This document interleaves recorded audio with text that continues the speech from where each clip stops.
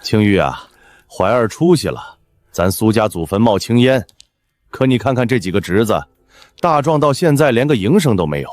一家人嘛，打断骨头连着筋，给他们仨安排个差事，不过分吧？二哥，这怀儿还没回来，我做不了主。做不了主？你是他爹，大钱以孝治天下，老子的话儿子敢不听？青玉，我把话撂这儿，怀儿要是不给面子，我明天就去县衙告他忤逆不孝，秀才功名，说革就革。爹，歇着，我来。怀儿，二伯可是看着你长大的。小时候你发烧，还是二伯背你去的镇上。二伯，庆历3年冬，家父病重，我去你家借炭，你怎么说的？苏家就是个破落户，不如早死早超生。二伯，这话我记了6年。那是气话。气话？有钱去赌房输个精光，没钱借亲弟1筐炭产。庆历3年，侵占我家旱地2亩，至今未还。庆历5年，赌房欠债40两，拿我苏家族田抵押。上月，你家大壮在邻村调戏民女，被打折了腿，案子还挂在县衙。这按大钱律，宗族欺凌孤寡、谋夺家产者，族长可请家法送官纠办。二伯，你是想让我去县衙走一趟呢，还是？苏怀，你翅膀硬了，对长辈这么叫话，不怕天打雷劈？从今日起，我设苏氏义庄，立苏家族学，凡苏氏子弟免费入族学读书，笔墨只验我功，考取功名者另有重赏。凡族中孤寡老弱，由义庄每月发米粮。但若有人仗我名头横行霸道、欺男霸女、上门勒索，逐出族谱，送官严办。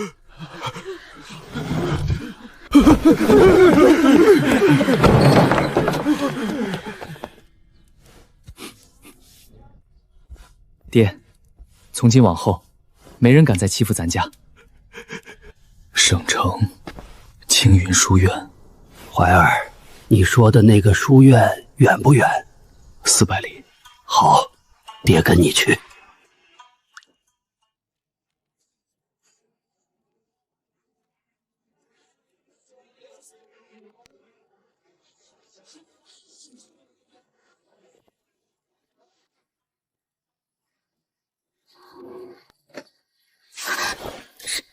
苏大哥，我闲着也是闲着，帮你扫扫院子。拿着。不，苏大哥，你这是要赶我走吗？500两本金，县城东街一间铺面。我和爹要去省城，归期未定。巧云，我不希望你留在这里，只做一个等人回来的邻家丫头。我能做什么？我笨，除了干活什么都不会。千字文你3个月背熟，算盘打得比账房还快。这铺面交给你，我要你在我回来之前，把它经营成青山县最大的部种。这500两是借你的，算利息。等我回来，你要连本带利还我。好，苏大哥，我做，我不会让你失望。遇到难处，翻我书房里那本《商经》，万事有我撑着。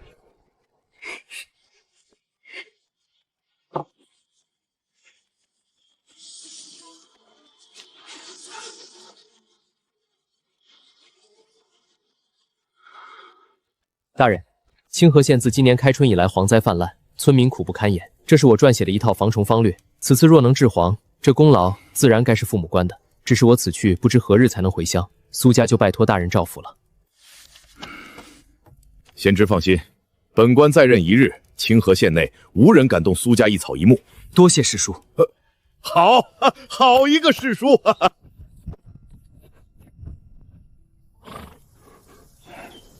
照这办，出了岔子找你算账。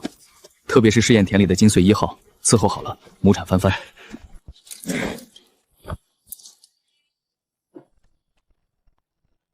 等我回来收账。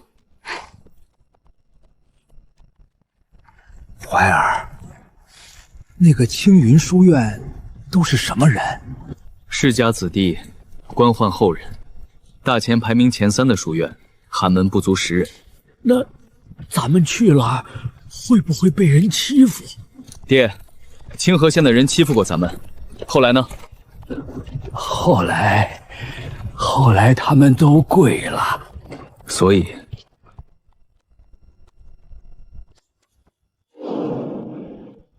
走错了吧？送柴的走后门，送菜的走侧门，正门是给学子老爷们走的。清河县按守苏怀凭巡抚荐书入学。哟，还是巡抚荐的，那也得等。里头正给陈尚书家的公子安排院舍呢，你们先在外头候着。等就等。丁字号墨简就这儿了。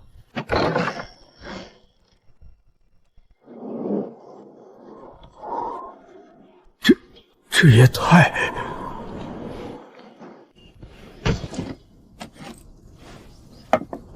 能住。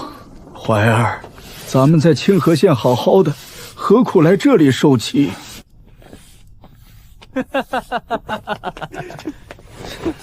什么味儿？哪来的一股子土腥味儿？哦，原来是新来的乡下按守。巡抚荐书也就住这种地方，看来这荐书也不怎么值钱嘛。爹，帮我把砚台拿出来。哼。圣人云：“存天理，灭人欲。何谓天理？仁义礼智是也。何谓人欲？声色获利是也。诸生当以此为修身之本。”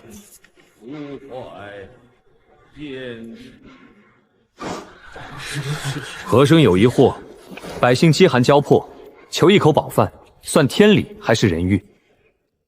保暖思淫欲，饥寒起盗心。百姓之欲若不加接束，天下大乱。那荆江大堤年年溃乱，百姓流离失所啊！朝廷不修堤坝，只教百姓灭人欲，堤坝能靠存天理堵上吗？放肆黄口小儿，竟敢质疑圣人之言！学生不敢质疑圣人，学生只是觉得，空谈心性救不了溺水的百姓，经世致用，才是读书人该做的事。出去孔圣像前罚站2个时辰，什么时候想明白了，什么时候回来。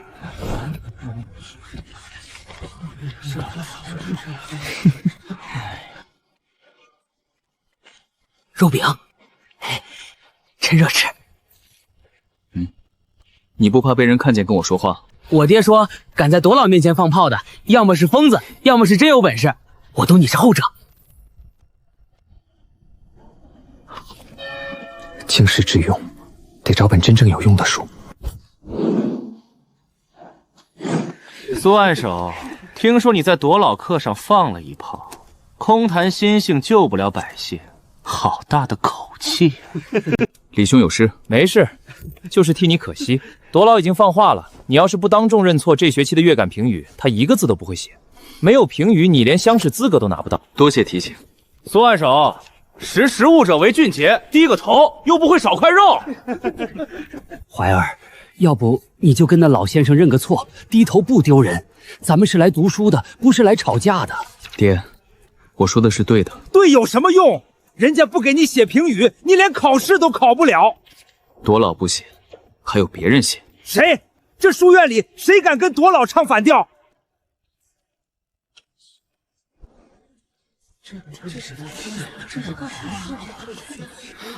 苏按守，漾江楼诗会可是省城文坛盛事，你一个乡下来的，不会连诗都不会写吧？我听说你在清河县考的那首《杏花雨》，有人说是抄的。这次诗会当场命题，当场作答，可没法抄了。李兄的意思是想在诗会上比一比？我可不敢跟按守比，只是觉得既然有人质疑苏按守的才学，不如趁这个机会证明给大家看。怎么证明？简单，诗会上当场命题，你若写不出像样的诗，自己退出书院，终生不考。别答应，这是圈套。好，但要加一条，我若赢了，你李维业当众给我磕3个响头，从此见我绕道走。一言为定。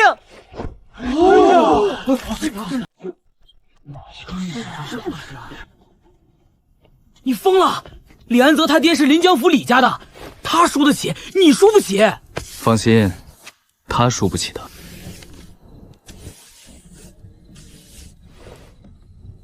怀儿，你真有把握？爹，睡吧。3天后，让他们看看什么叫诗。这小子胆子比天大。苏按手来了，诸位，今日有好戏看了。清河县的诗仙要当场赋诗一首。今日诗会以乐为题，诸位才子各展所长。乐这个题写烂了，看他能翻出什么花来。月照长安，嫦娥玉兔。月照长安不错，嫦娥玉兔也尚可。还有哪位？苏按手，怎么写不出来？笔墨伺候。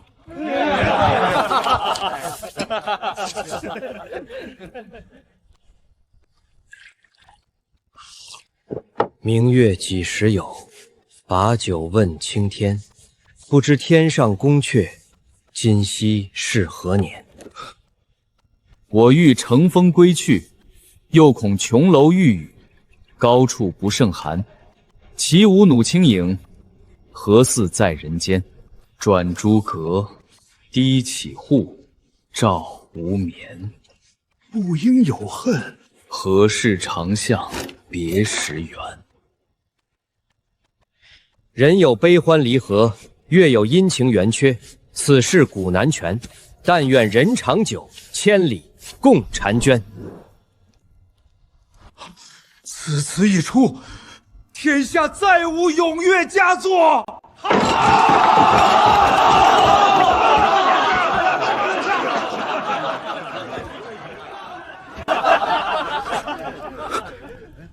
李兄，赌约还算数吗？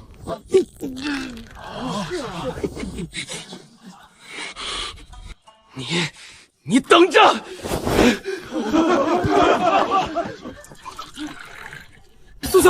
苏兄，你这首词我都不知道该怎么夸了。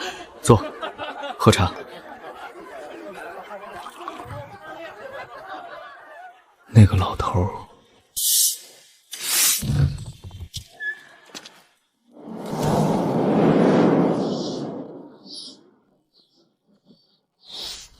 河防通义，治河方略，都是抄本，没有批注。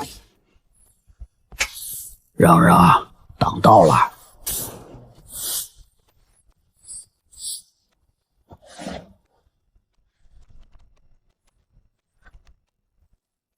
找什么？治水的书，带批注的那种。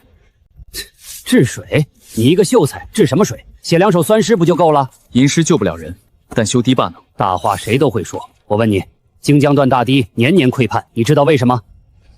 堤深土质思松，最忌白蚁，加上上游来沙量如年增大，河床抬高，悬河之势已成，不是修补能解决的。你怎么知道的？书上写的。哪本书？您批注的那本。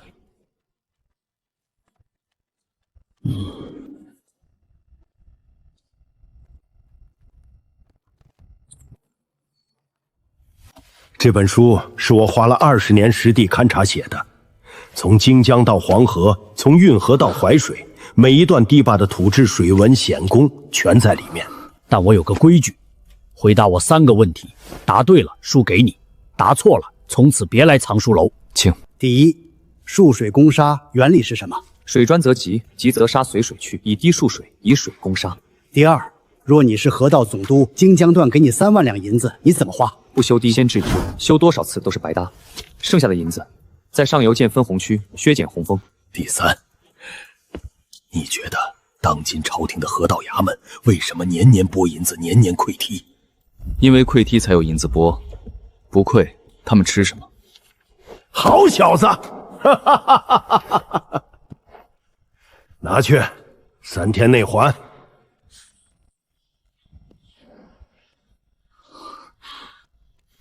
敢问先生尊姓？姓林，扫地的。后生，望江楼那首词，老夫听了。写诗是小道，你若真想经世致用，把这本书吃透，比100首词都管用。林，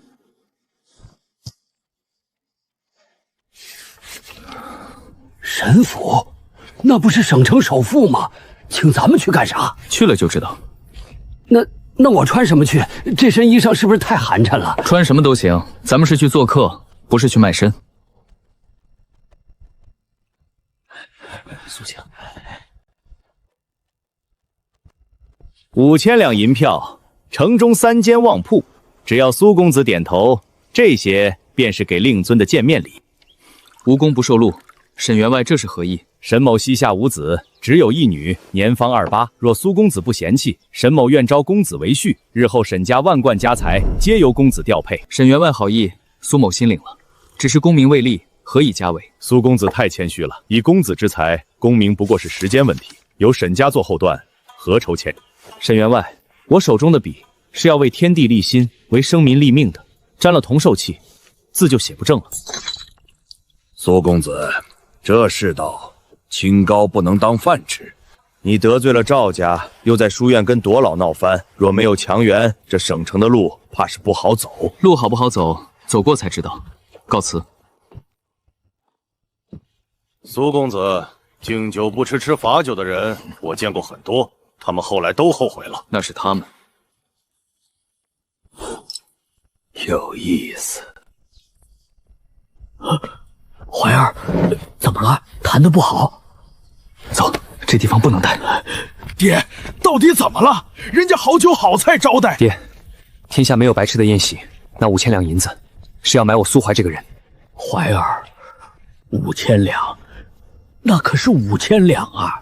我不是说你做错了，我就是心疼。爹，等我中了举人，5000两算什么？吹牛！不信，赌一顿红烧肉。赌就赌。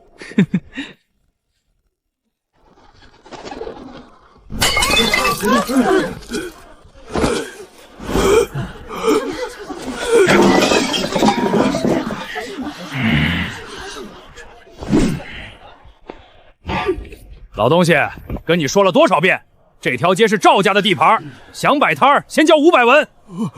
我交过了，上个月刚交的。上个月是上个月，这个月涨价了，钱柜，滚！我只有200文。200文，打发叫花子呢。3天之内把钱给我补上，补不齐就别在这儿摆摊了。欺负一个老头子算什么本事？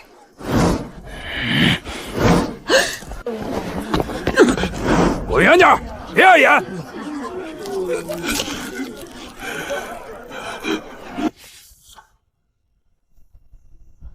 苏兄，你爹在城南被人打了。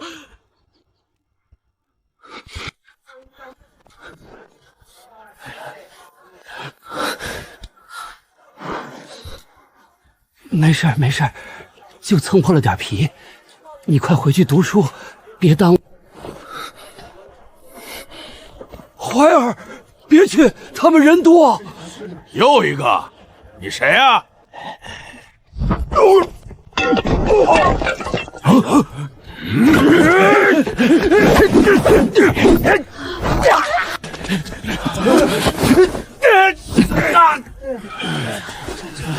我叫苏怀，清河县按守，巡抚荐书入青云书院，打我爹的这笔账，你想怎么算？大爷饶命！小的有眼不识泰山。把钱还回来，再给我爹磕个头。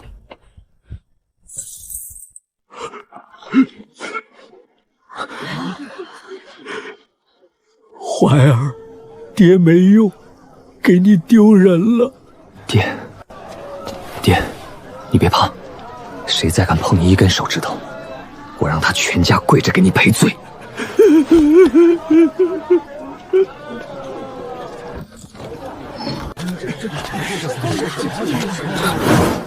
躲在上面的那位，这笔账我记下了，来日方长。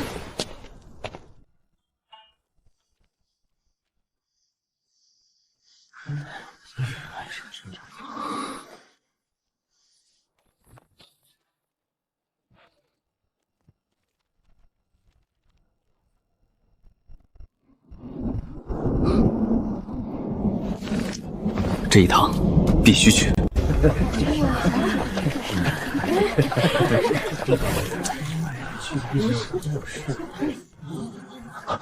赵大人，这段堤身有白蚁筑石的痕迹，孔洞已经贯穿表层，内部恐怕已经空了。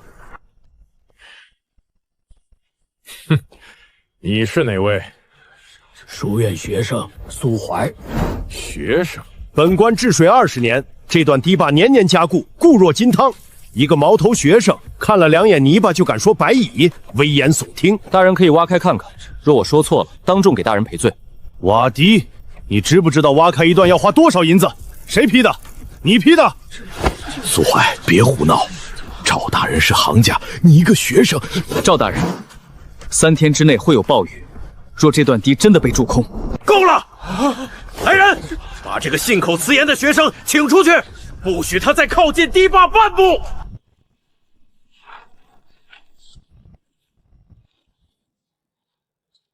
苏兄，别跟那种人置气，他是官，咱们是学生，胳膊拧不过大腿。胖子，你信不信我说的？我信你，但信有什么用？人家不让你靠近。你干嘛？你这是备灾。你认真的？3天之内这段堤会溃，到时候洪水从决口灌进来，这个驿站首当其冲。那怎么跑啊？往哪儿跑？四面都是低洼地，唯一的高地在后山。等暴雨来了，跟紧我。苏怀，今日之事你太莽撞了。赵大人是本官的旧交，你当众让他下不来台。王夫子，今晚别睡太死。什么意思？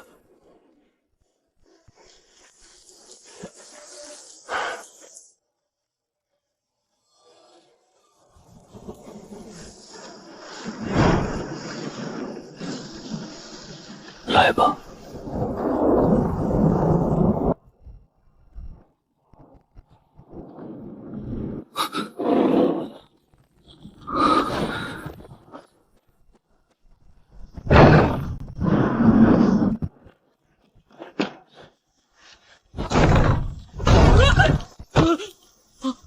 起来，堤溃了！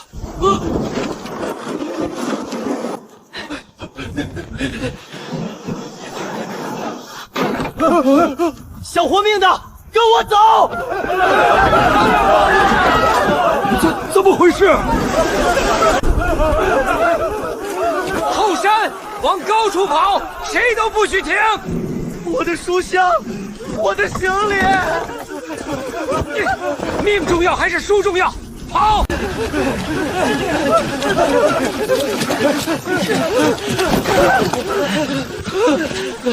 苏兄，我跑不动了，你别管我。闭嘴，省力气。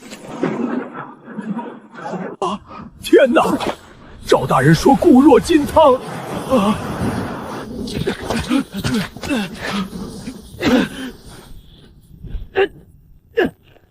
所有人抓住绳子，一个接一个往上爬。1、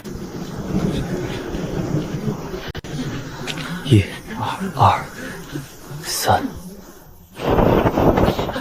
苏兄，你也进来。我不冷。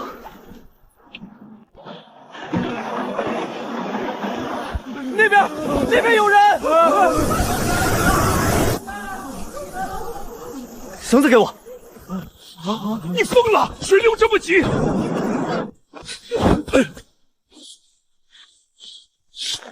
拉住！我要是被冲走了，使劲拽！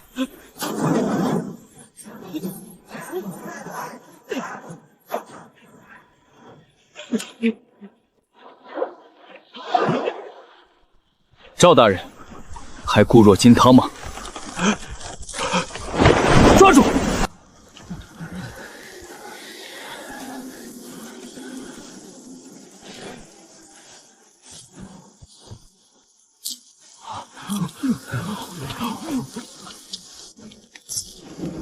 吃你的，我不饿。决口至少30丈宽，水位还在涨。最近的府城在60里外。各位，短则2日，长则5日才会有人来。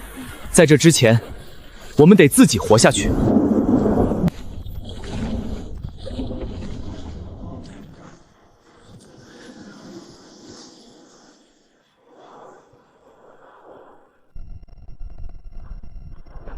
有人来了！有人来了！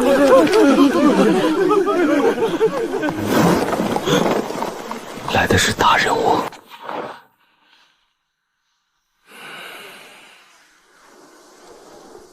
大人饶命！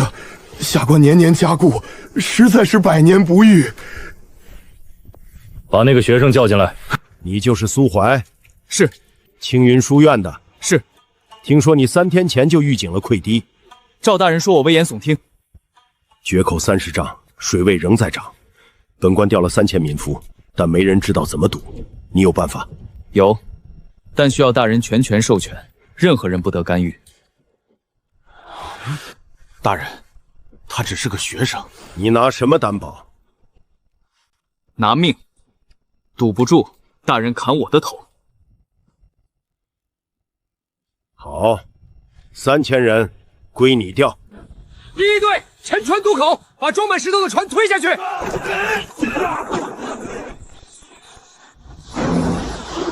第二队打桩，木桩间距3尺，达到打不动为止。苏公子，木桩不够了，拆驿站，拆民房，事后官府赔。这人死了谁赔？去拆！苏兄，你3天没合眼了，再撑下去要死人的。还差最后10尺。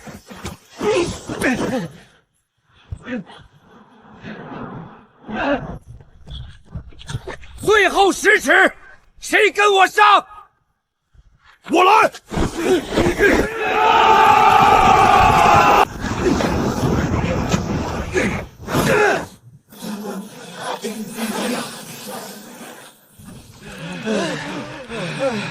合拢了！别扶，我自己站着。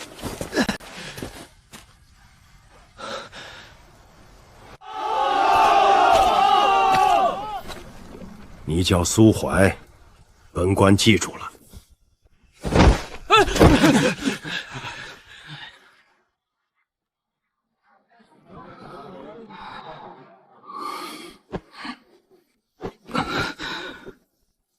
苏怀，苏兄，你醒了！你昏了2天了，你知不知道？地呢？稳住了，一滴水都没漏。赵主事呢？下了大狱了。巡抚大人亲自下的令，说他玩忽职守，差点酿成灭顶之灾。再来一碗。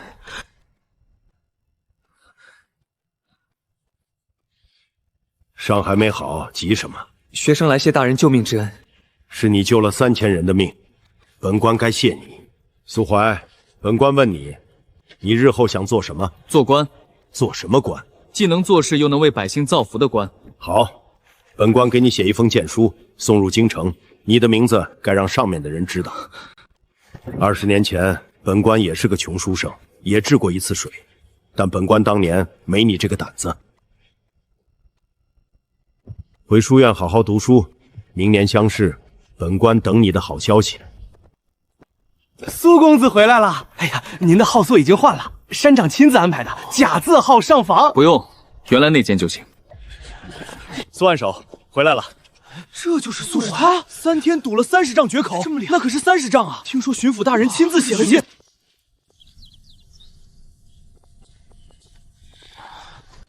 苏怀，乡试场上见。这是啥？这是好。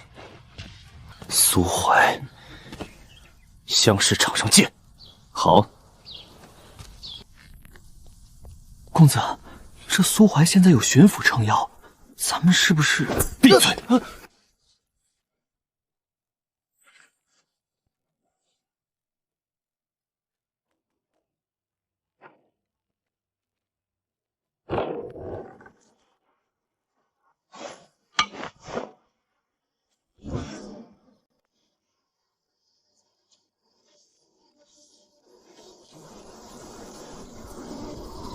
先生，学生不会让您失望。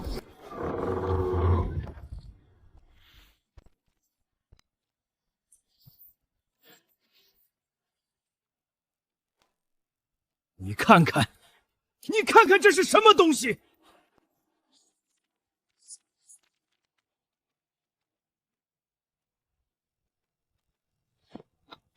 城里书铺到处都在卖，打着你的名号卖2两银子一本。我去理论，人家说是赵家的铺子，把我轰出来了。卖了多少本？满大街都是，少说几千本，那就是几千两银子啊！用你的名字赚黑心钱。爹，别急，他们赚的越多，摔得越惨。你写什么？真的。啥？他卖假的，我就出真的。他卖2两，我卖5文。5文？那不是白送吗？白送才好，满城人手一本真的，谁还买他那2两的假货？好小子，这是要把他们的本钱全砸进去。一人一本啊，别挤别挤，一人一本啊，别挤别挤。掌柜的，没人买了，都去买那个5文的了。苏兄，高！赵家这回亏了少说上万两，亏的不是钱，是脸。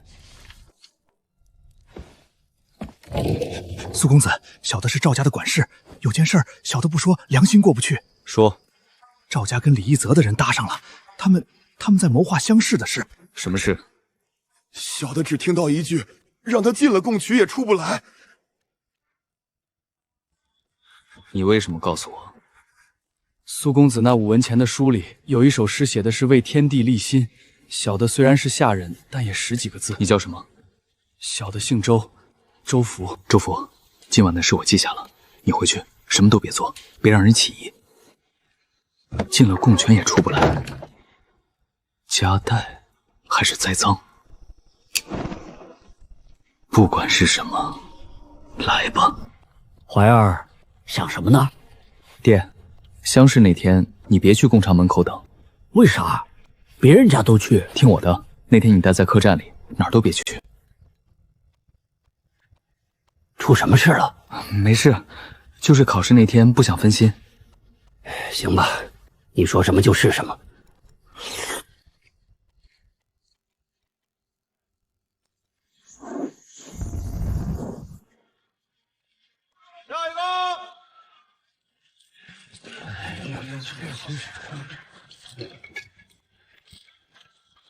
来人！这是考检去来了。下一个。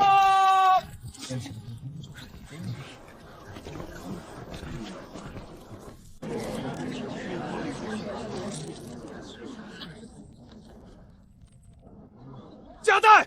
有人夹带！跪下！这考篮从我手里递给你，中间没经过第3个人，对吧？那又怎样？夹带就是夹带。那请大人看看，这考篮的夹层是旧的还是新的？我的考篮用了3年，这个夹层是什么时候缝上去的？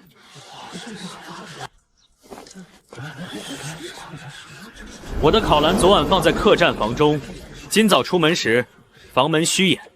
苏怀，做了弊还想攀咬别人，可笑！请大人验一验那几张纸上的字迹，是不是我的字？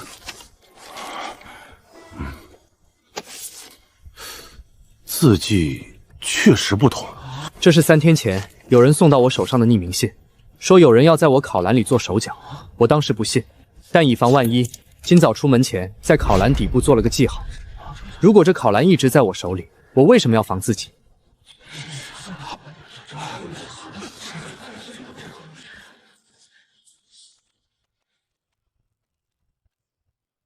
你过来。大人饶命！是有人给了小的20两银子，让小的拿下，喝茶。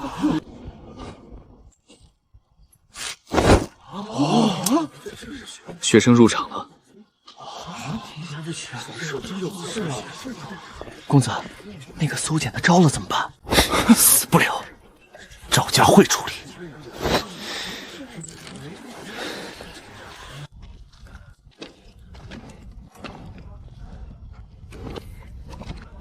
苏怀，这是你的号。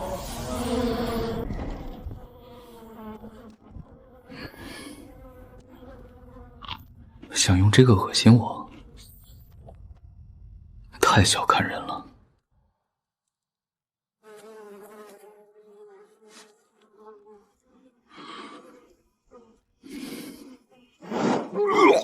等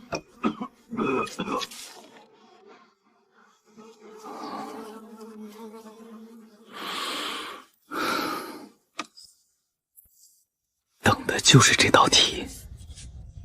臣闻天下之事，不在庙堂之高论，而在边关之寒铁。和亲者以女子换苟安，遂避者以民脂买残团，皆非常策。尊严只在剑锋之上，不能战则不能和，能战而不战，方为上策。兵无饷则散，将无权则弃。岁入10至6期阳润关，愚者方伯边饷，杯水车寒，精兵简政，屯田养战，10年可见其功。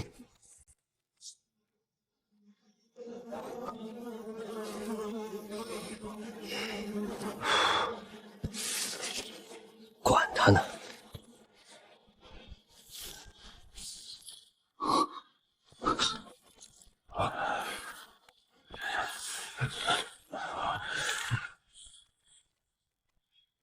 诸位怎么看？大逆不道！什么叫和亲者以女子换苟安？这是在骂朝廷！此卷当不！太狂妄了！一个举子敢议国策，李大人以为如何？尊严只在剑锋之上，不能战则不能和。诸位，这句话错了吗？科举取士取的是能臣，不是应声虫。此卷文采斐然，见识深远，言人所不敢言。若连这样的卷子都要纰落，那这乡试还有什么意义？此卷列为第一。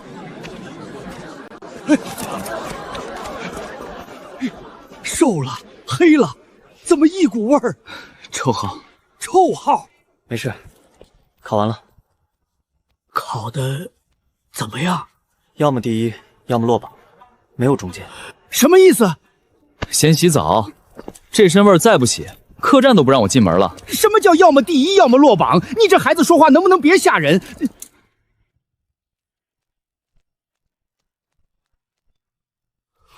怎么还没来？别人家都有报路的了。隔壁那个姓张的考了第47名，报路人一大早就来了。急什么？吃饭。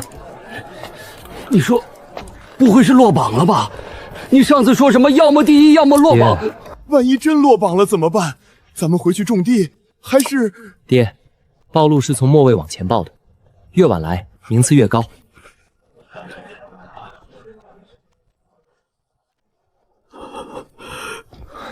爹，不管什么结果，别说丧气话。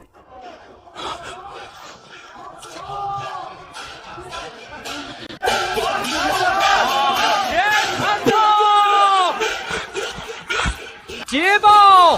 临江府乡试。捷报！清河县苏怀苏老爷高中临江府乡试第1名，解元。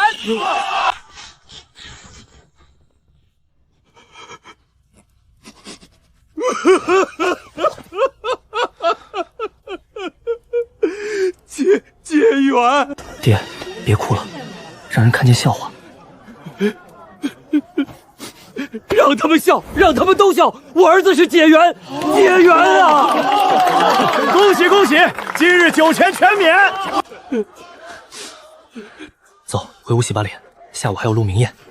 小哥，你再喊一遍，大声点儿！清河县苏怀苏相公乡试第1名，解元。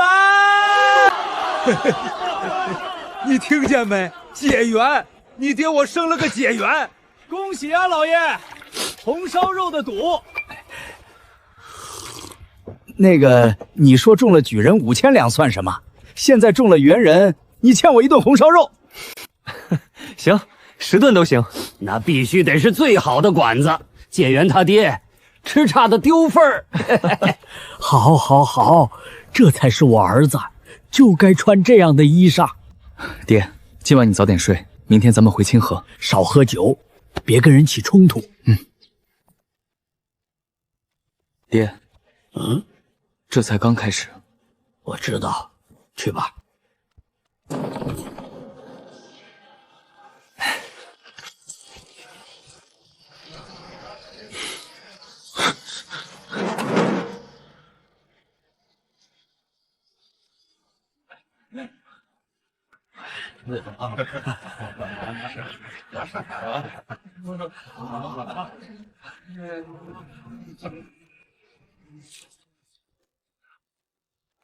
久闻苏解元大名，望江楼一首《水调歌头》天下传唱。今日鹿鸣宴，不知解元可愿再赐一首？柳兄客气了。诸位，今日群贤毕至，若只是吃酒，未免无趣，不如以诗助兴。在下不才，先抛砖引玉。好诗啊，确实工整。解元请。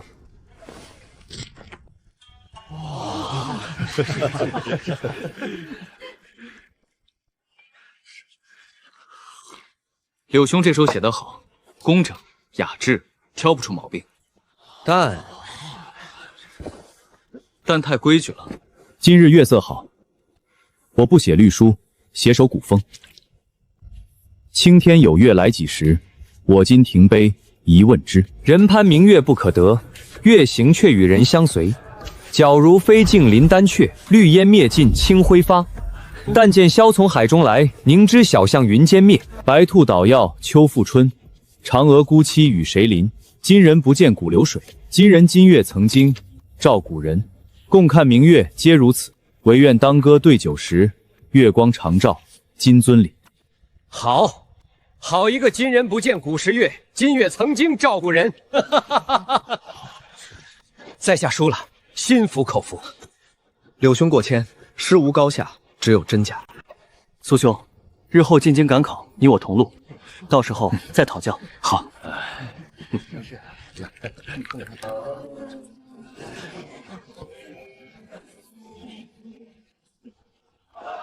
苏兄，今晚你太厉害了！柳云飞那可是江南第一才子，被你一首诗按在地上。他是好人，以后进京用得着。你什么时候都在想这些？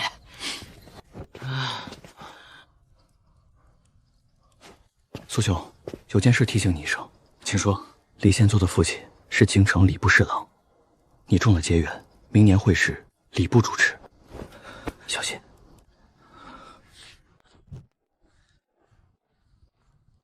礼部。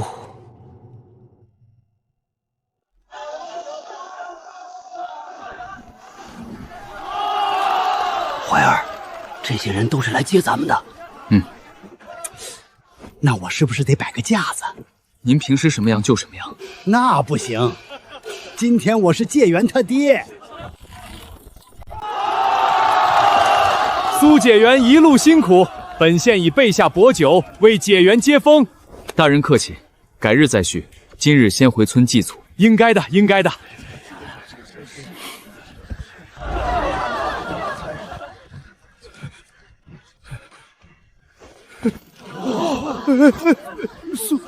苏解元，小的有眼不识泰山，以前。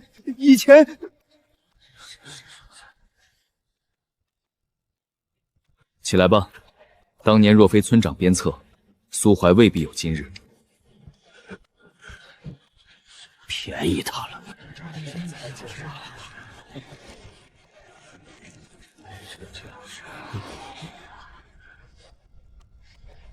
今日回来，一是祭祖，二是跟各位说几句话。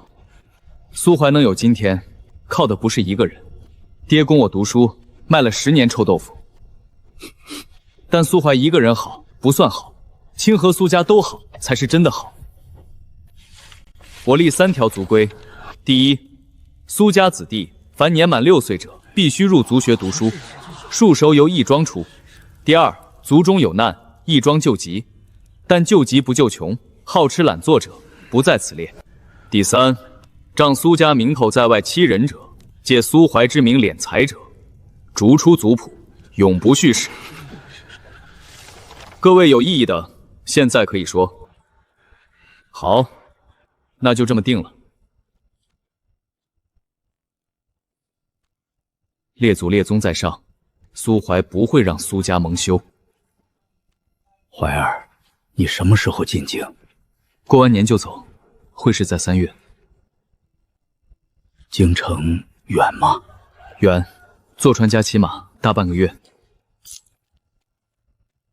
那我……你跟我一起去。真的？我去哪儿，你去哪儿？好，去京城。你爹我还没见过皇帝住的地方呢。苏解元，林先生的信。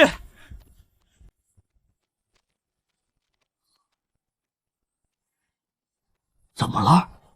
京城有变，得提前走了。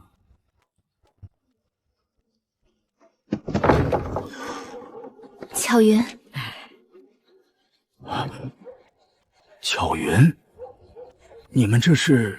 苏老爷，我们巧华听说解元公明日就要进京了，特意做了几样点心来送行。这怀儿在收拾行李，你们让他们进来吧。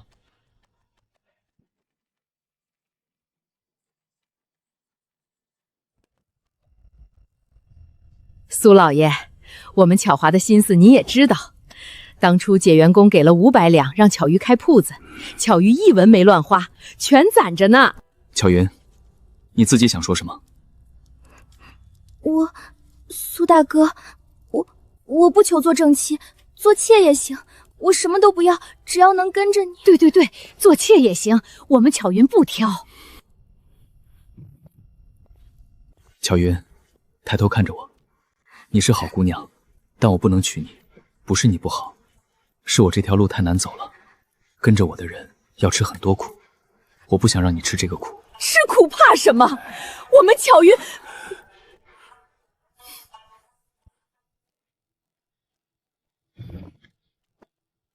这是300两，加上你手里的500两，够你在省城开一间像样的绸缎铺。我不要钱，我要……巧云，你今年17，再过2年就19了。清河县有的是好后生，踏实敢干的。你嫁个好人家，日子比跟着我强100倍。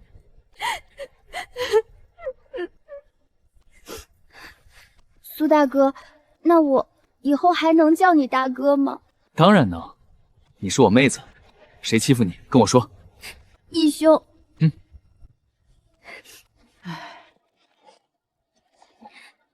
这是我做的桂花糕，路上带着吃。好。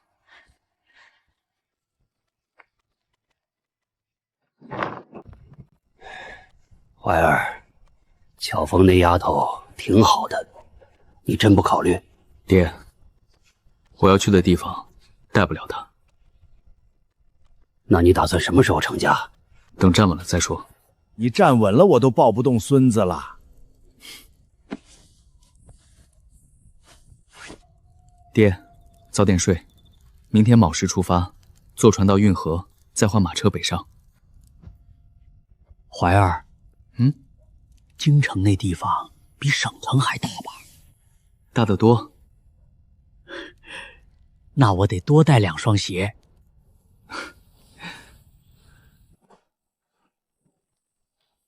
这河真宽，比咱清河大10倍都不止。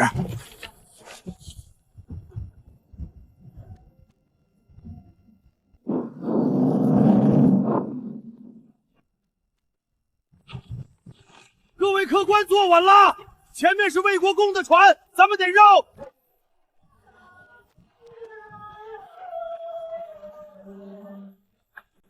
救命！我儿子不会水。又一个不长眼的，谁让他挡道？淹死了活该，下次长记性。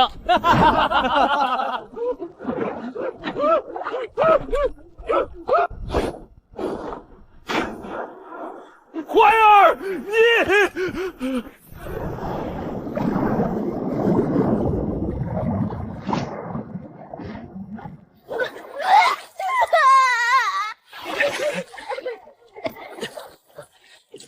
哪儿来的穷酸，也敢在这儿多管闲事？咱家的船也是你能撞的？莫不是想讹诈国公爷？怀儿，别惹事儿，那可是国公爷的船。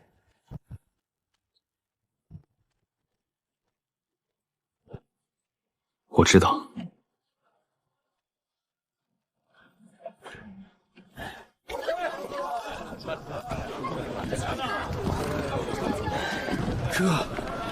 这就是京城。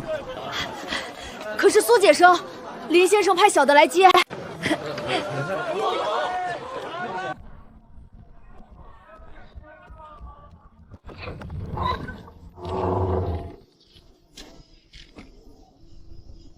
瘦了，先生，请坐。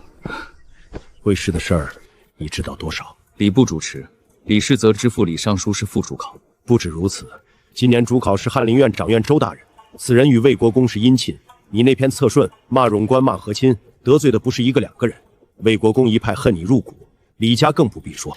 先生的意思是，藏拙，会试不求第一，前10即可。锋芒太露，他们会联手把你按死。先生，我不擅长藏。我知道，所以才提前叫你来。还有1个月，我教你。记住，殿试才是你亮剑的地方，会试只是门槛，跨过去就行，不需要踹碎它。学生明白了。去安顿吧。你爹呢？在门口等着。叫进来一起吃饭。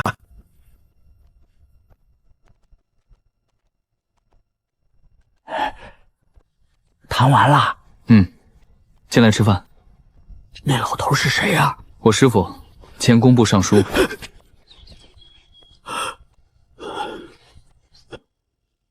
副将，侯姐，来。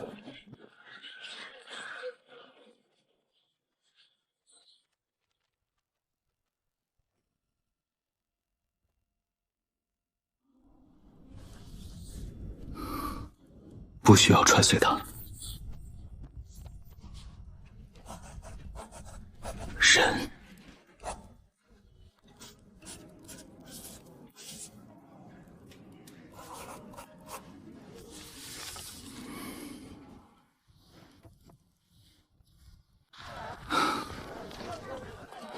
考得怎么样？还行。能中吗？能。第几名？不高不低。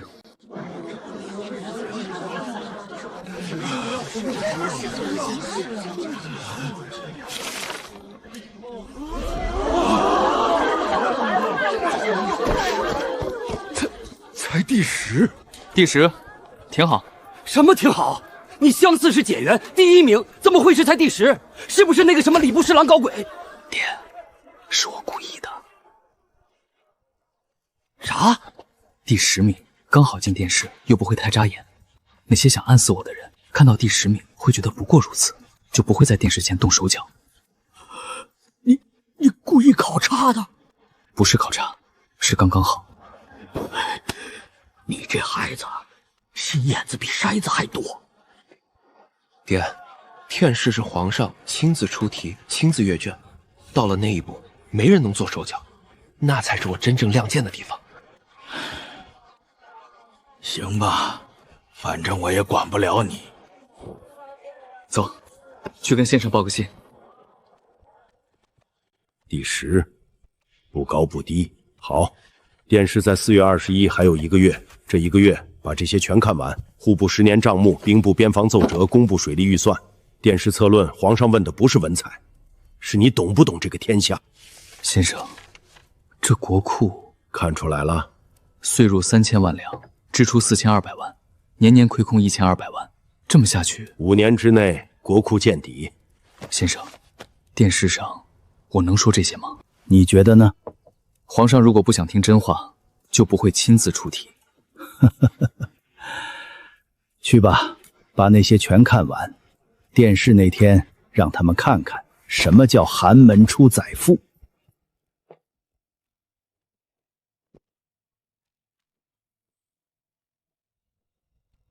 殿试策论，题目：论国用不足之弊，何以充盈国库？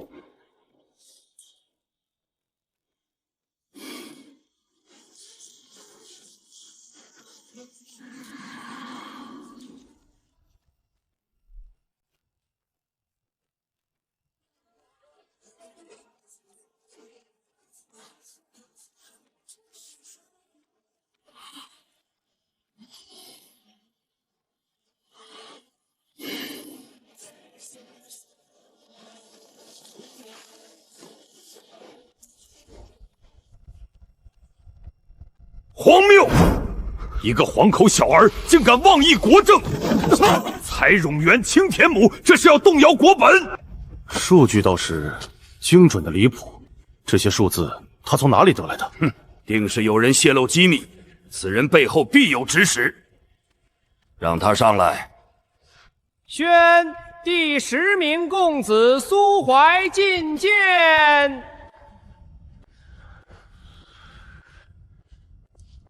苏怀，你卷中所立数据从何而来？回陛下，户部每年公布岁入岁出大数，臣以各省布政使司上报之粮税、盐税、关税主项相加，与户部总数对照，差额即为隐瞒或挪用之数。你算了多久？1个月。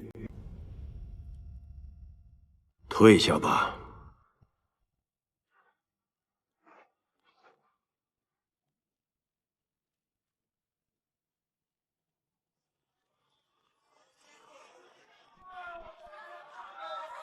哎，怎么样？说不好。什么叫说不好？我把该说的都说了，能不能中，看皇上的意思。你又说大实话了。爹，如果这次不中，呸呸呸！不许说丧气话。行，不说，走，吃饭去。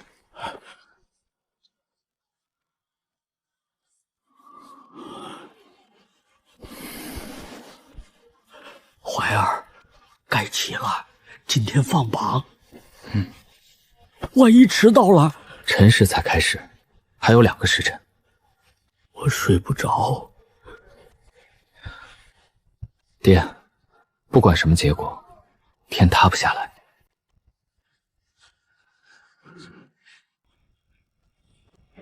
意甲第1名状元江南柳云峰。意甲第2名榜眼河北张文远。意甲第3名探花浙江陈子昂。2甲第1名、2甲第2名、第3名、第4名、第5名、第6名。2甲第7名清河苏怀。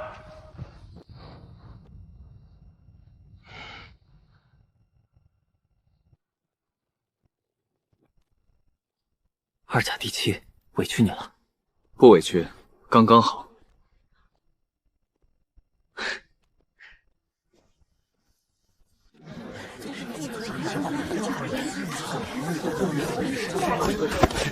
怎么样？第几？2甲第7。2甲第7，不是状元？不是。你乡试是解元第1名啊，怎么到了殿试才第7？是不是那些人搞鬼？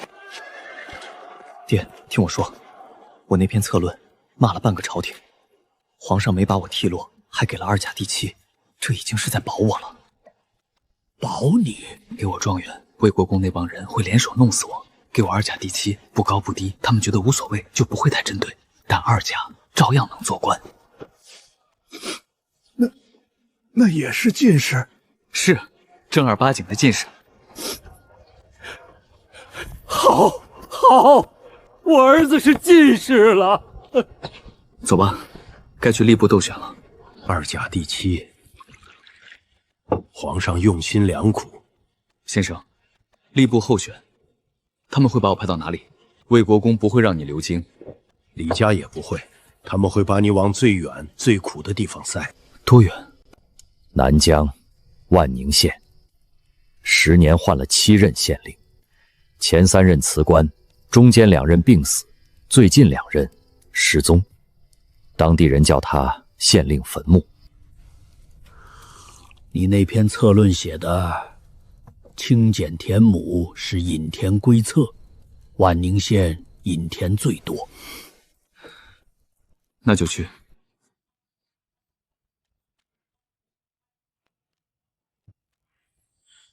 苏怀2甲第7，受万恩县知县，即日赴任，不得延误。下官领命。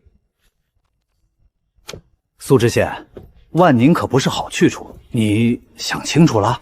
想清楚了，多谢大人关心。万宁在哪儿？南边，很难。多远？骑马加坐船，大概1个半月。我打听过了，那地方死过好几个县令。爹，看着我。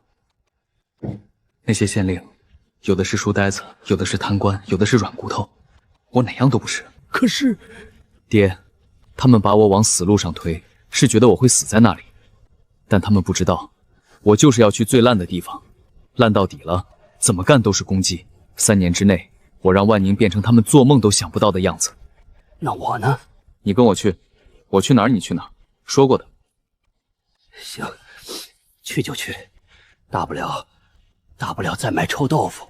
到了万宁，您就是县太爷他爹，谁敢让您卖臭豆腐？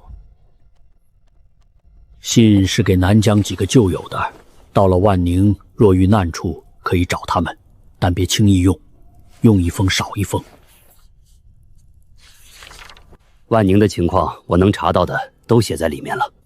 赵霸天，本地豪强，把持万宁10年，前几任县令要么被他架空，要么被他逼走。此人手下有私兵300，控制全县粮食和盐铁买卖，县衙的衙役师爷全是他的人。你去了，就是光岗司令。先生，您觉得我能赢吗？20年前，我也去过一个烂地方，比万宁还烂。我跟他们斗了3年，最后被调走了，所以我后来才辞官，因为在朝堂上我斗不过他们。但你不一样，你比我年轻，比我狠，比我能忍。去吧，把万宁翻过来。学生定不负先生。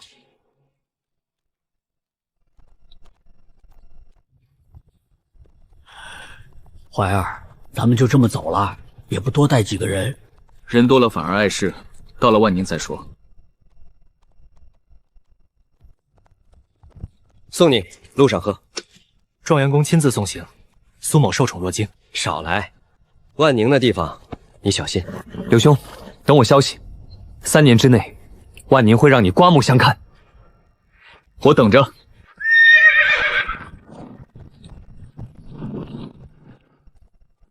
苏怀，别死在那儿。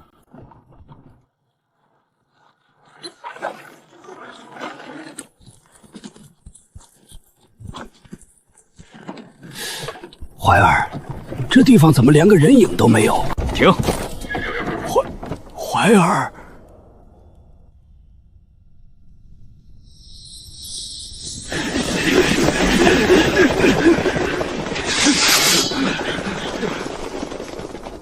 嘿嘿，识相的把车留下，人可以走；不识相，就把人也留下。苏大人，打不过，硬拼是死路，要不把货留下，保命要紧。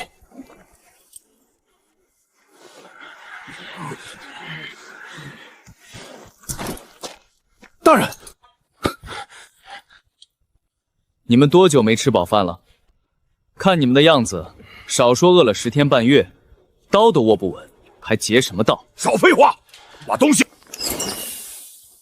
知道这是什么吗？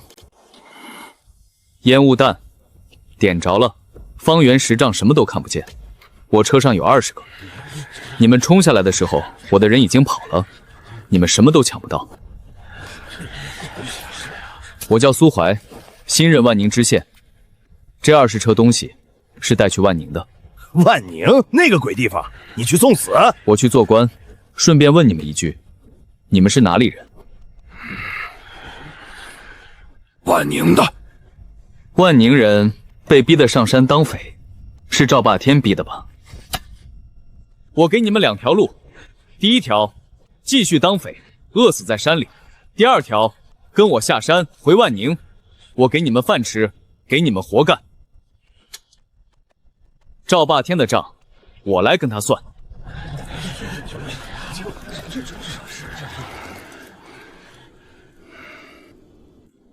凭什么信你？凭这个，我是朝廷命官，说话算话。再说了，你们100多号人，连我20车粮食都抢不动，跟着我，至少顿顿有饭吃。大人，弟兄们跟你走。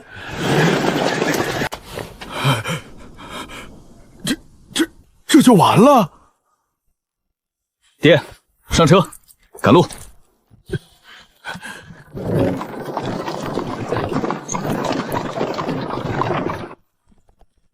大人，到万宁还有多远？3天。赵霸天知道您来了吗？知道。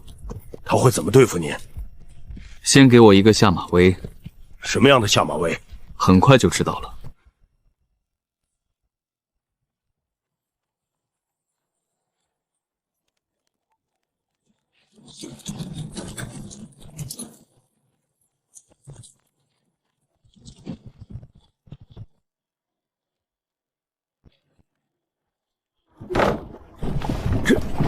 这是县城。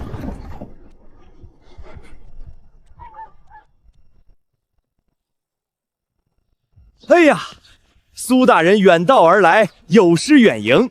小的赵某在万宁做点小买卖，特来给大人接风。赵员外客气了。苏大人恕罪，万宁穷乡僻壤，实在拿不出什么好东西。这碗粗粮饭是小的一点心意。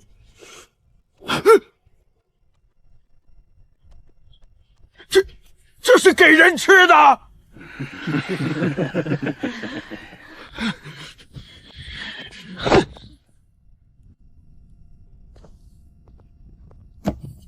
怀儿，你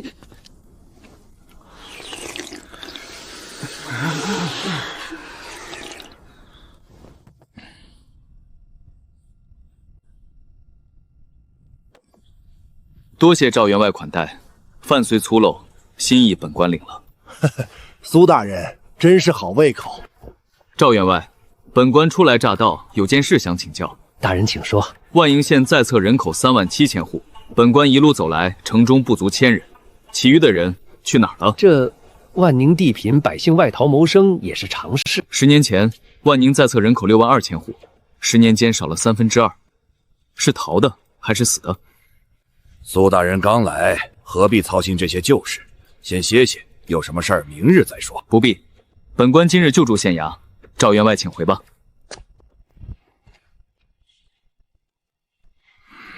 爷，这小子不好对付。不急，饿他3天，看他还硬不硬气。怀儿，这地方……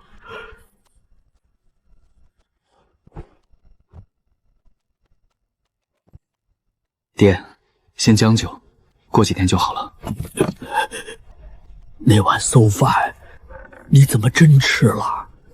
他想看我发黄，我偏不。可你肚子……铁打的，没事。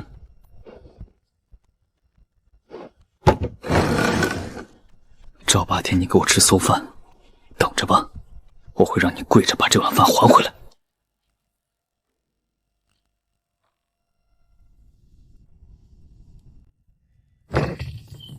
怀儿，没人来，要不今天算了。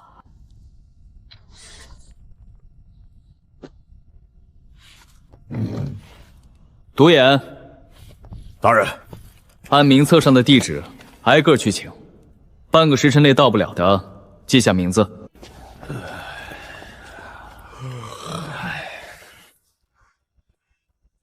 花名册上32人到了14个，其余18人呢？回大人，有的病了，有的家里有事儿。你是？小的刘三，班头。刘三入衙8年，去年腊月，城东张寡妇报案说被人抢了3两银子，你接的案，结案了吗？那个还在查。城西李图晃被人打断了腿，今年2月的案子，你接的，结了吗？大人，这些案子都有难处。 8年，经手案件47起，结案3起，其余44起全是在查。刘三，你这个班头是给朝廷当差的，还是给赵霸天当差的？来人！刘三，玩忽职守，杖20，革职。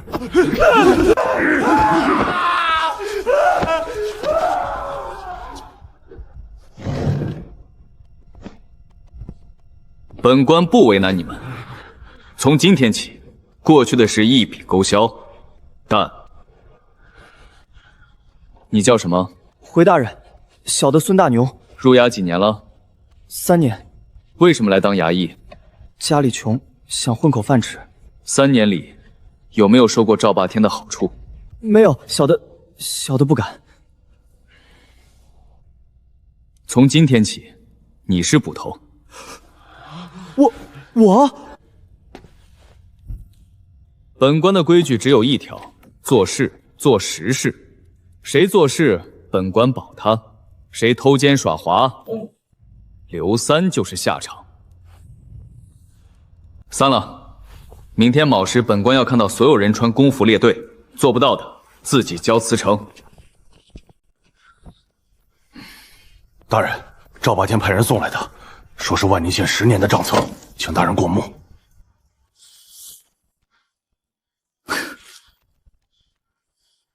大人，他以为这堆烂账能难住我。多言，去给我烧壶容茶，今晚不睡了。大人，这得算到什么时候？天亮之前。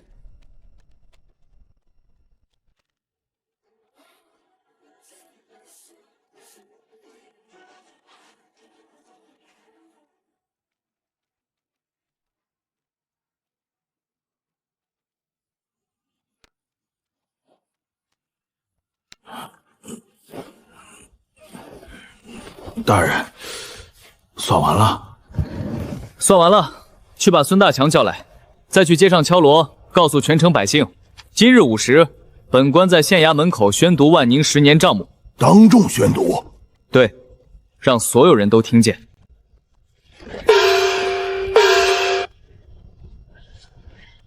万宁的父老乡亲，本官苏怀新任知县，今天叫大家来，是想让大家知道一件事。你们的钱去哪儿了？万历31年，朝廷拨万宁修路银8000两，实际用于修路0，银子去向赵霸天名下万工商号。万历33年，赈灾粮3000担，实际发放400担，其余2600担赵霸天名下粮仓。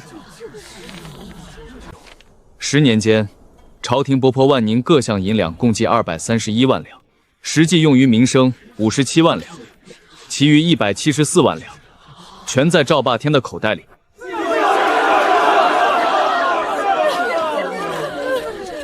大人，我家老头子3年前修河堤累死的，说好的抚恤银呢？一文都没见着。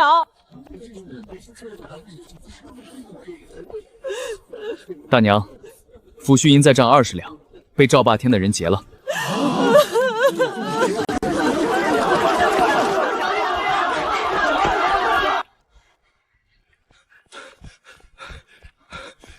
爷，那姓苏的把账全算出来了，在县衙门口当众念174万两。不可能！那些账我故意弄乱的，水泡过的、撕掉的、数字对不上的，他一个晚上怎么可能算出来了？一文不差，连哪年哪月的都对得上。他想用这个扳倒我，做梦！账是死的，人是活的，没有人证物证，光凭几个数字，搞不倒我。传令下去，从今天起，全城粮铺、菜市、肉铺全部关门，1粒米都不许卖给县衙。我倒要看看他算得清账，填不填得饱肚子。怀儿，咱带的粮食最多撑3天了，那些铺子全关了门，买都买不到。爹，万宁靠海吗？啊，好像是靠海的。靠海的地方饿不死人。什么意思？明天跟我去海边。去海边干嘛？赶海。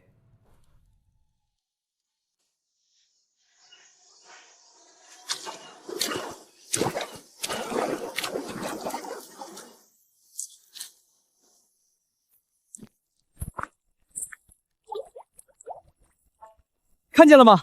这东西叫蛏子，滩涂里到处都是。这能吃？不光能吃，还是好东西，清蒸、爆炒、猪汤都行。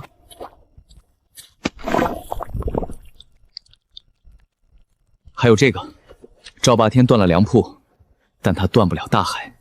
那玩意儿真能吃，不会拉肚子？爹，下来帮忙。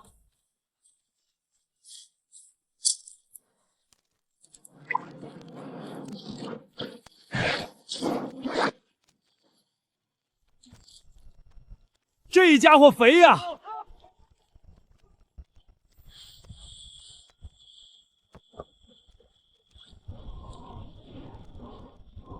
把衙门大门打开，摆桌子。摆桌子？摆在门口，谁来都有份儿。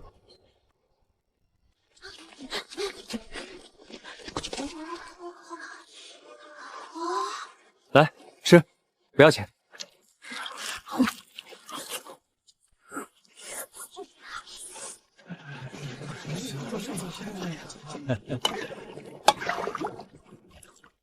慢点吃，锅里还有，管够。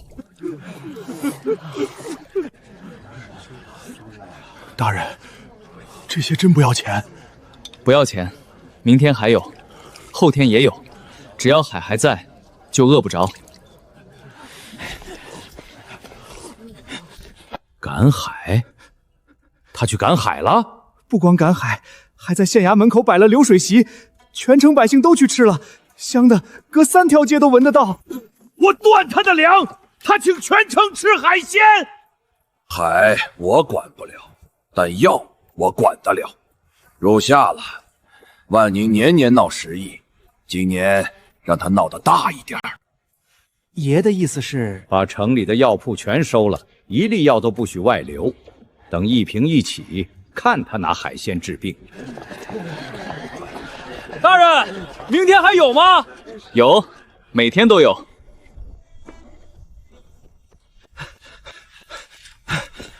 大人，小的打听到一个消息，说赵霸天把城里3家药铺全盘下了，连轩下的赤脚郎中都被他警告过了，不许给人看病。他在等什么？每年入夏，万宁都闹一场10亿。往年药铺涨价3倍，百姓已经苦不堪言。今年他把药铺全收了，断粮不成就断药，好算盘。独眼，明天带几个人去后山转转，我要看看山上有什么草药。大人还懂医？求求你们，我儿子快烧死了，一包退热散就行，求求你们。500文一包，没钱免谈。我只有80文，能不能先赊？赊？少爷说了，概不赊欠。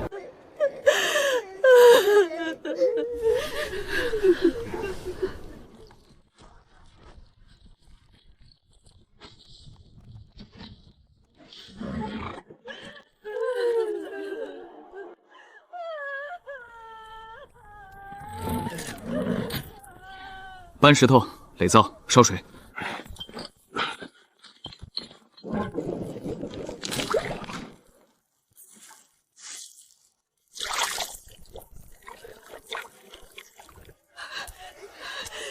大人，这是药。把孩子放下，等药凉了喂他喝。多少钱？5文。他卖500文，我卖5文，一样的药，一样退热。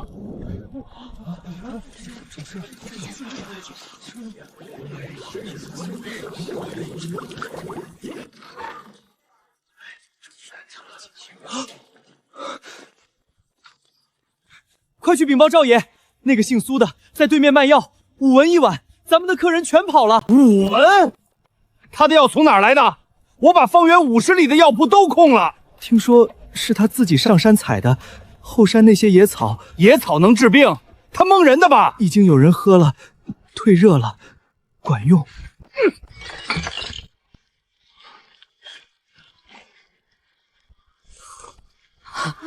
大人救命之恩！别跪，回去让孩子多喝水，明天再来喝一碗巩固。苏大人万岁！别喊这个，犯忌讳。明天继续采药，多带几个人，我叫他们认。大人，赵霸天不会善罢甘休的。我知道。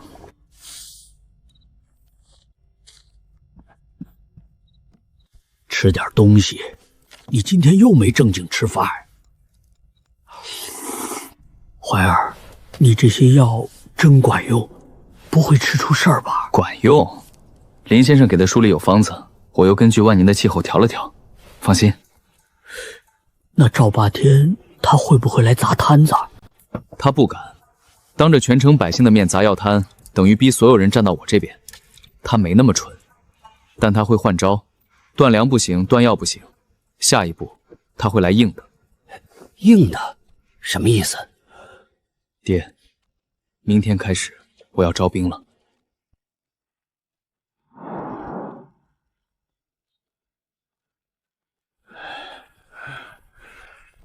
怀儿，没人来呀？再等等。这帮人，大人，我们来应征。大人，这帮人都是残废，能打仗吗？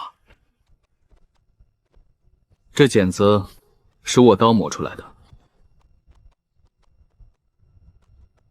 这站姿你当过兵？你们不是乞丐，你们是兵。你们隶属哪座卫营？南疆卫。5年前跟蛮族打了一仗，死了3000多弟兄，活下来的就剩我们这些。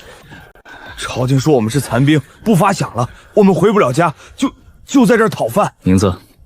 周铁柱，原南疆卫百户。周铁柱，从今天起，你是万宁卫队长，月薪500文。你们每个人只要还能握刀，我养你们，不是1个月2个月，是一辈子。大人，我们是残废，打不了硬仗了。你少了一条腿，但你脑子里装着20年的战阵经验。你一个人顶10个新兵。你少了一只手，但你左手的刀法比大多数人的右手都强。你少了一只眼，但你剩下那只眼比谁都亮。朝廷不要你们，我要。万宁需要你们。万宁卫百户周铁柱，领命！向右看！大人，加上我那100多弟兄，咱们现在有150号人了。但赵霸天手下有300私兵。向前看！不急，兵不在多，在精。这30多人，每个都是百战老卒，给他们1个月，能把你那100多人练成样子。那赵霸天要是等不了1个月呢？大人，出事了！城外王家村怎么了？被屠了！黑风寨的匪把整个村子烧了，男女老少一个没留。几时的事？今天下午，有个5岁的孩子跑出来了，跑了30里路来报信儿，现在在衙门口。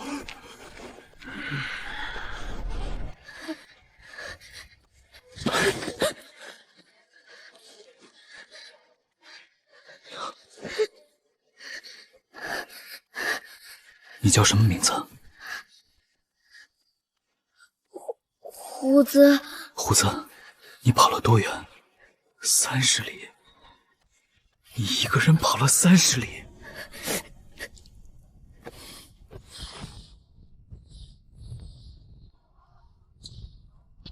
备马，我去王家村。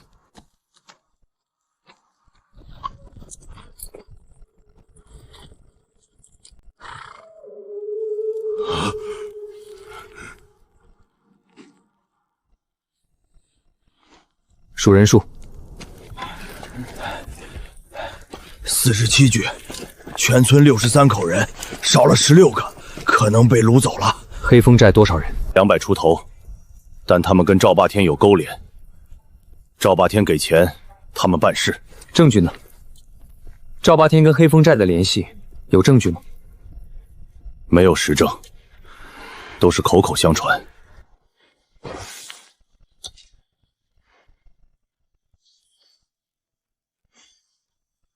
认识这个标记吗？这是军制界南疆卫的制式，5年前那批。5年前南疆卫溃败，军械散落，黑风寨用的是军械，这些军械是谁给他们的？赵霸天，当年那批军械就是经他手报损的。这就是证据。周铁柱，黑风寨的地形你熟吗？当年搅过一次，没搅成。寨子建在山顶，只有一条路上去，一线天，两边是绝壁，一夫当关，万夫莫开。如果不走一线天呢？那没路。没路可以开路，但我不打算强攻。独眼，你以前是黑风寨的人，寨子里的布局你清楚吗？清楚，粮仓在东，兵营在西，寨主住北面最高处。他们的粮食从哪儿来？赵霸天每月送一次，下次送粮5天后。5天，够了。怀儿，这孩子先养着，以后的事以后再说。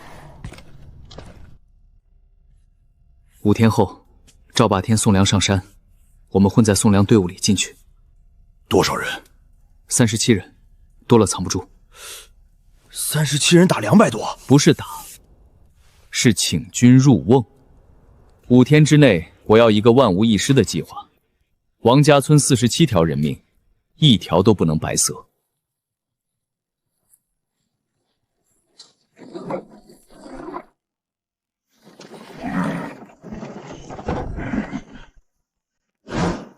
口令，我是你爸爸。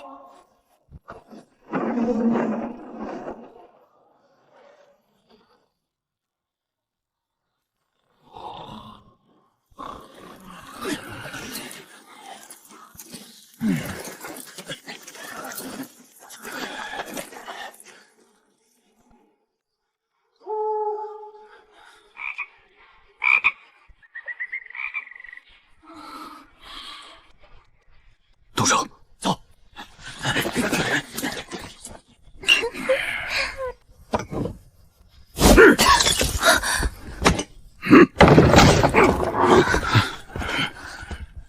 你谁？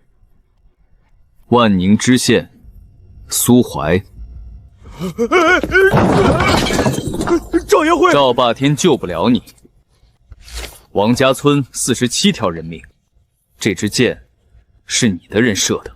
那是赵爷让干的。不过，独眼，把他刚才说的记下来。赵爷让干的，签字画押。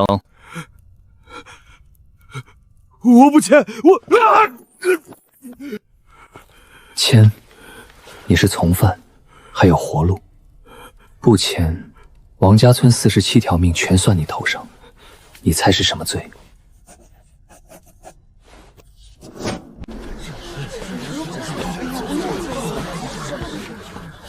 黑风寨匪首钻山豹供认，王家村奴杀系受赵霸天指使，目的是恐吓本官。军制剑器系赵霸天5年前从南疆魏军械库中私吞转卖。来人，持本官手令，拿赵霸天。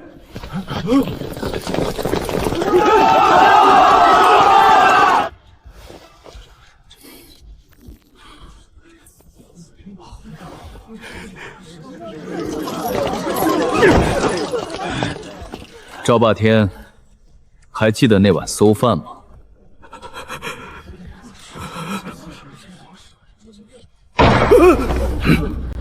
赵霸天私吞军械，勾结匪寇，屠杀王家村47口，鱼肉百姓10年，条条桩桩，证据确凿。赵霸天罪证确凿，一律当斩，押赴刑场，秋后处决。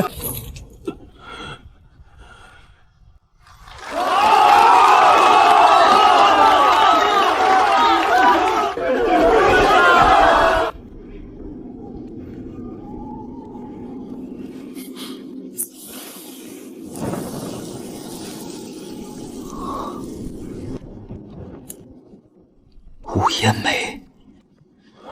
大人，这黑石头有什么用？烧火吗？不只是烧火，这东西是金子。黑乎乎的，哪像金子啊？回去，我要做个东西。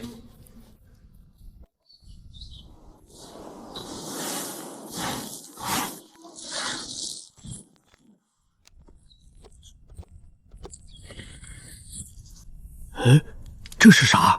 蜂窝煤，比木柴耐烧3倍，比普通煤炭干净10倍，一块能烧2个时辰。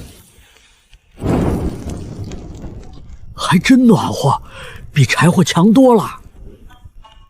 爹，这东西要卖出去，得让人信。你有什么办法？让我想想。有了！各位父老乡亲，看好了，这蜂窝煤烧1个时辰鸡不死，没毒。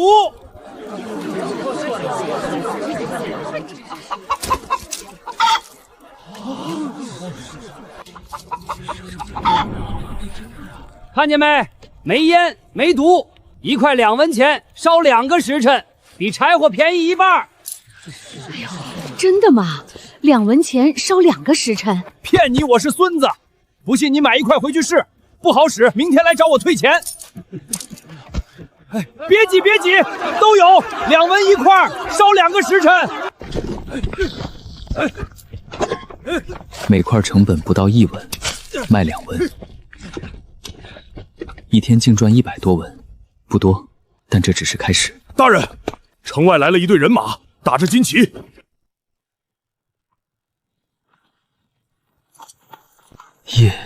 叶振北，南疆总兵叶振北，他怎么来万宁了？来者不善，走，迎一迎。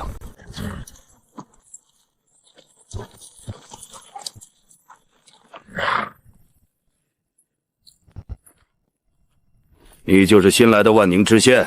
正是。叶将军远道而来，不知有何贵干？本将路过万宁，粮草不济，征用你城中粮食300担，草料500挎，3日内备齐。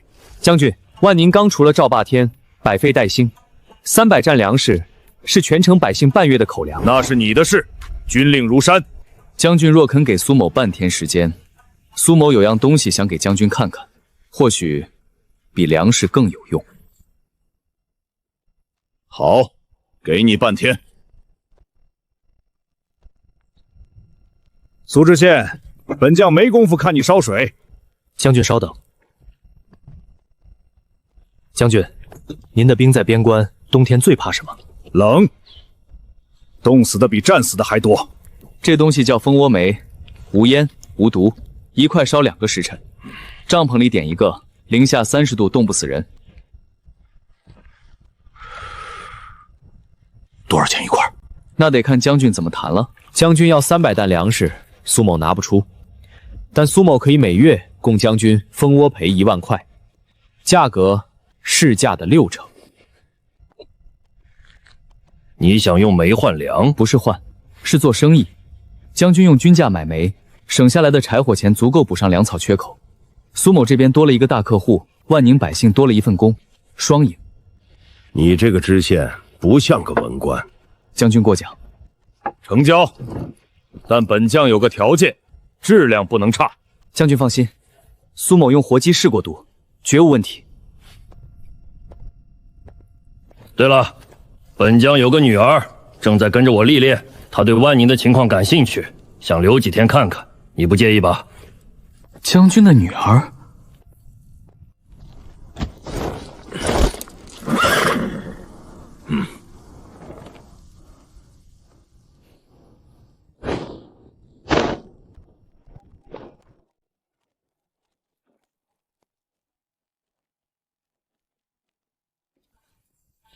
这就是县衙，简陋了些。将军小姐，别叫我小姐，叫我叶红鱼。这东西产量能到多少？目前日产300，扩床后可以到3000。你一个文官怎么会做这种东西？书上学的。哼，书呆子倒是有点用。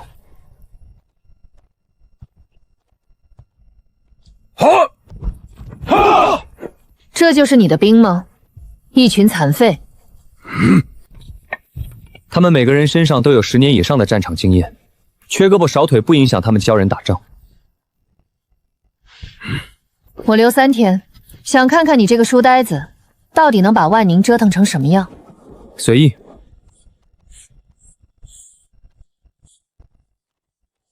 怀儿，画什么呢？万宁以后的样子。能变成这样吗？能，但还缺一样东西。什么东西？一种能让房子坚不可摧的东西。明天去北山看看。行吧，反正我也听不懂。吃完饭早点睡。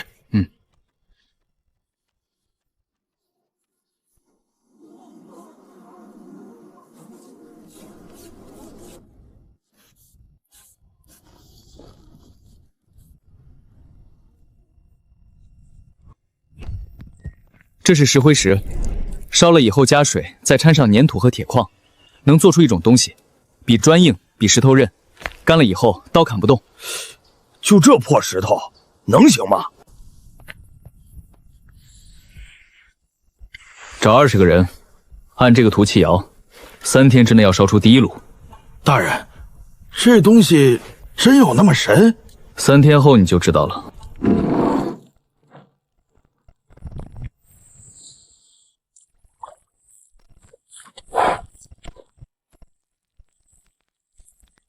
明天就是见证奇迹的时刻，谁来试试，能不能掰开？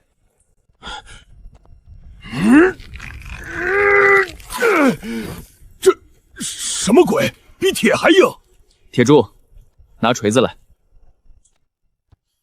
砸！怎么砸不碎？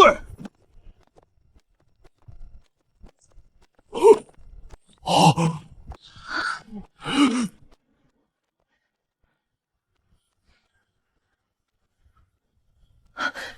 这是什么？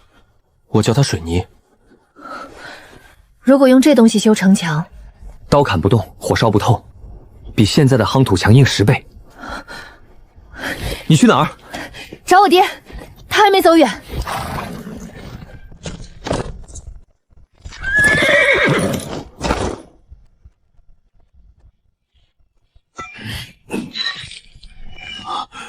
真乃神物啊！将军若有兴趣，苏某可以供应水泥，但有个条件。说，万宁要修路、修城墙、盖房子，苏某需要人手。将军若能借我50个兵，帮忙干1个月的活，水泥的事好商量。50个不够，我给你100。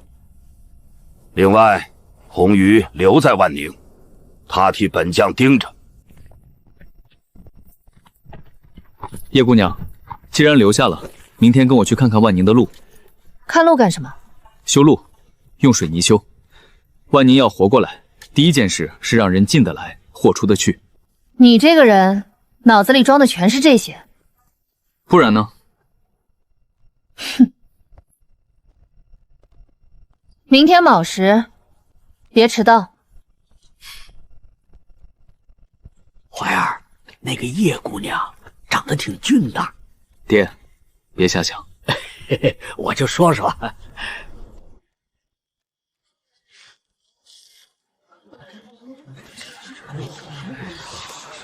又是官府的把戏吧？干了活不给钱怎么办？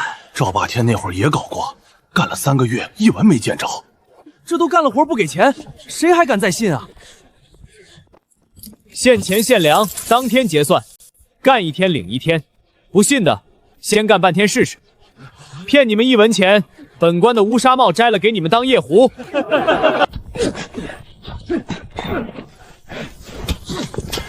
你一个知县用得着自己挖土？我不干，他们不信。陆知县真给钱，不拖不欠。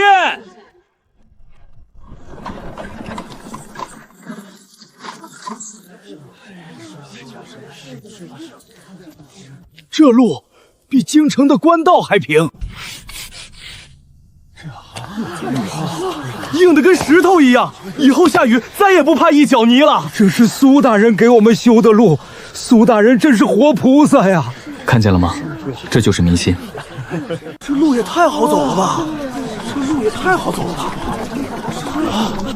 欢迎来万宁做生意，本县免租免税3个月。免租免3个月，这条件真可以。万宁靠海，有盐田吗？有，但都荒了。赵霸天在的时候，盐全靠外面买，贵得要命。带我去看看。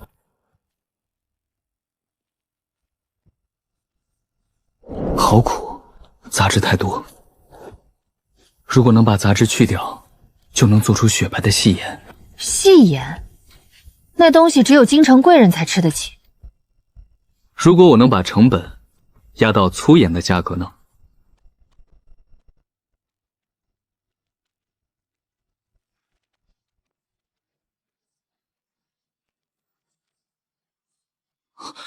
木炭过滤，就是这个。怀儿，怎么了？爹，明天帮我烧窑木炭。行吧，你说什么就是什么。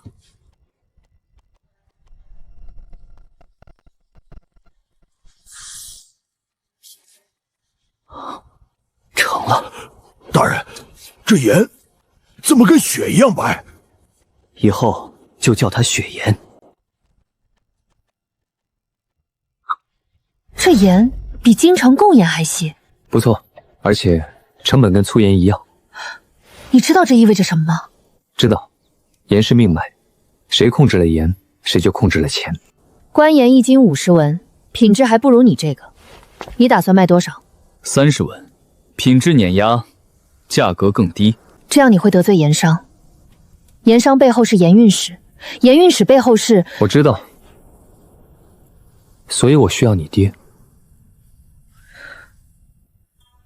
你想让我爹给你撑腰？不是撑腰，是合作。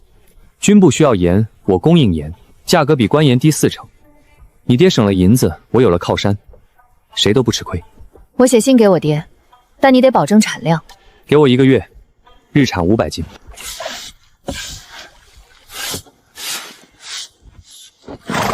有了这50旗，谁想动盐场，得先掂量掂量。别高兴太早，消息传出去，盐商不会坐视不管。血盐，万宁血盐，30文1斤，比官盐白，比官盐细，不信你尝。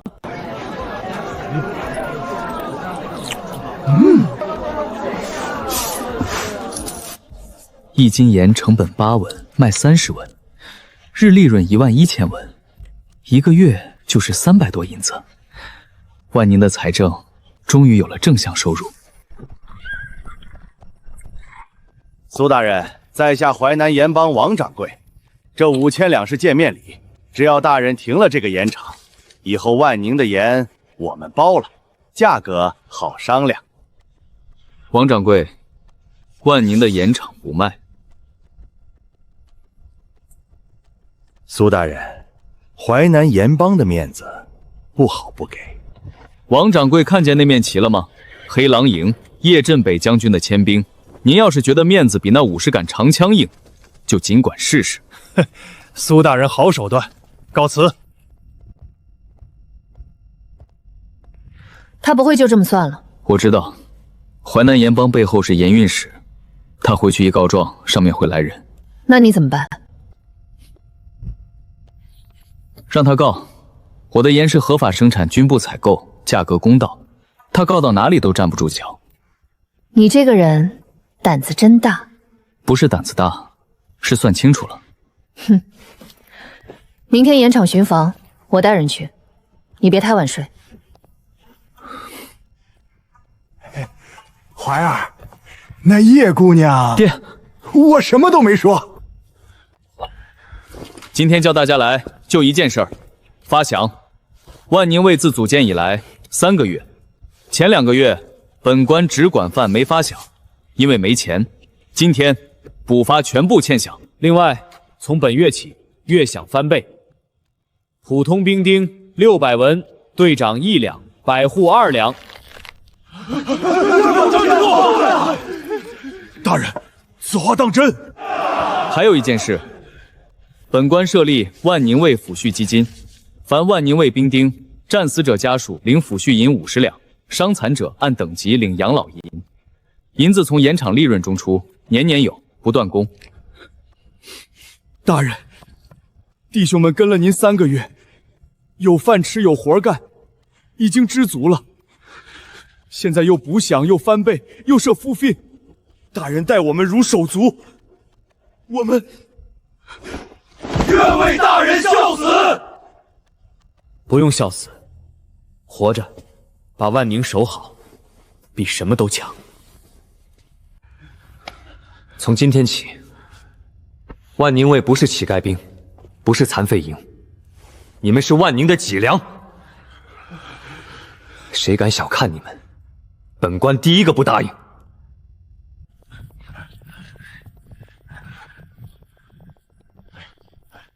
收买人心，你很在行啊。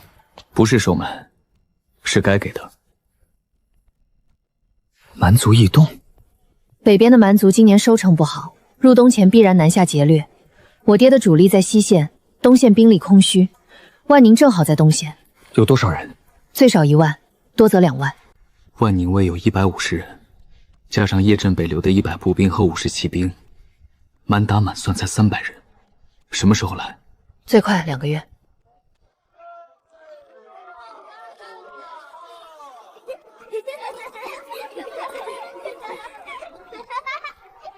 2个月，够了。够什么？够我把水泥城墙修起来。需要我做什么？练兵，把那300人练成能守城的兵。你比我在行。交给我。2个月内，3件事必须完成。第一，水泥城墙；第二，储备粮草；第三，全民备战。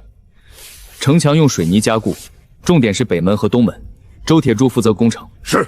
粮草从盐场利润里出，独眼负责采购囤积。是。练兵，叶红鱼负责。300人不够，再从百姓中征召青壮，目标500人。万宁刚活过来，我不会让任何人把他再踩死。是。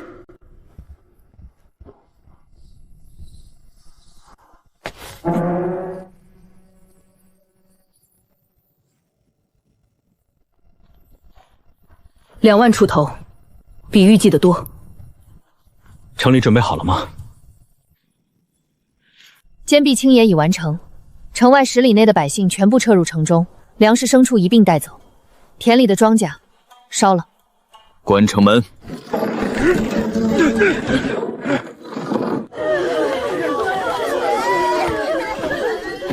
万宁的父老乡亲，城外是蛮族2万大军，他们来抢粮、抢人、抢命，但是他们进不来。这面墙是你们一砖一石修起来的，水泥浇筑，刀砍不动，火烧不透，2万人来了也撞不开。本官跟你们一起守，城在人在。万宁卫在，守城，守城，守城，守城，守城。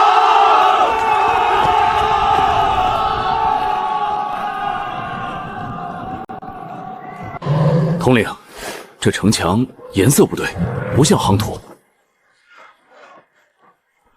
哼，一座小县城能有什么花样？明日攻城，先用象阵撞门。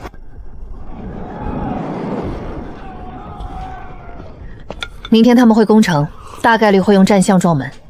我知道，准备好了。什么准备？这是水泥。水泥加水烧开就是热浆，温度比沸水高，粘在皮肤上撕不下来。如果泼到战象身上，烫退战象，封死城门，好毒的主意。不是毒，是为了活命。明天，让他们知道万宁不是软柿子。怀儿，把这个穿上，明天打仗，万一……爹，明天你待在县衙里，哪儿都别去。我不走，你在哪儿，我在哪儿。那就待在城墙下面，别上来。怀儿，能守住吗？能。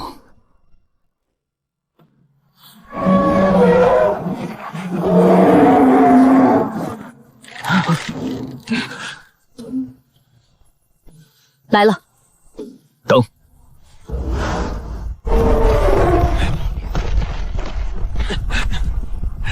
所有人听令，没有我的命令，谁都不许动。点火！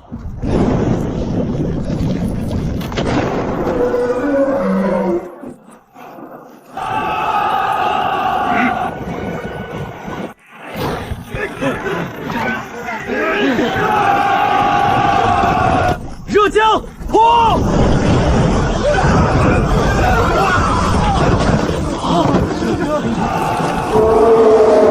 对准战象，破！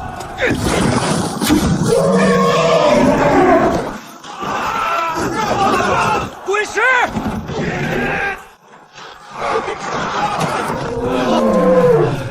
那是什么东西？灰色的水？不知道，从没见过。弟兄们被烫的。再攻，用盾阵举盾过去，热水泼不透盾牌。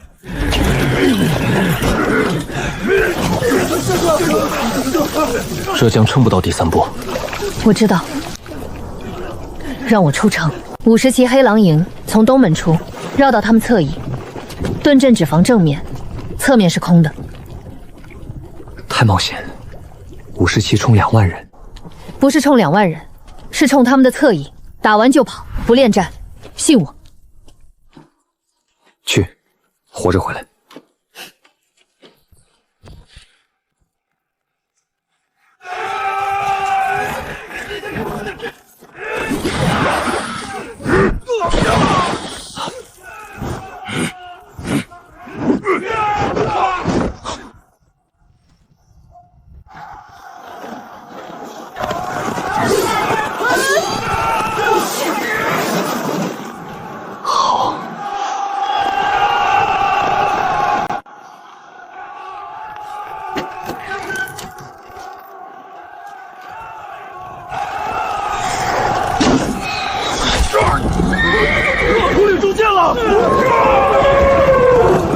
还是偏了一点。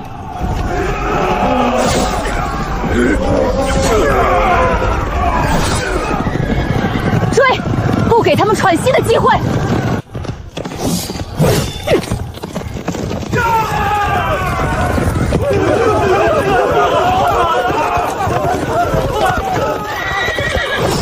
收，不追了，回城。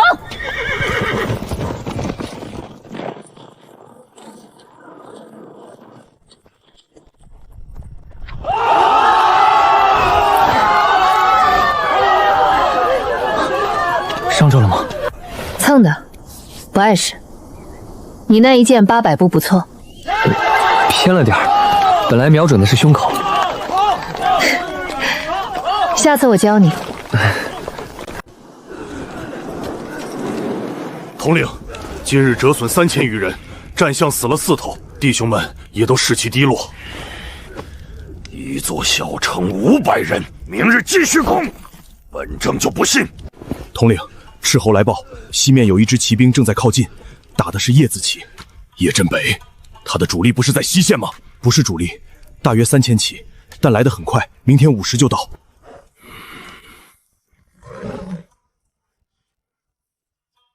撤。统领，今年不打了，这座城不好啃。那个知县，记住他的名字。怎么走了？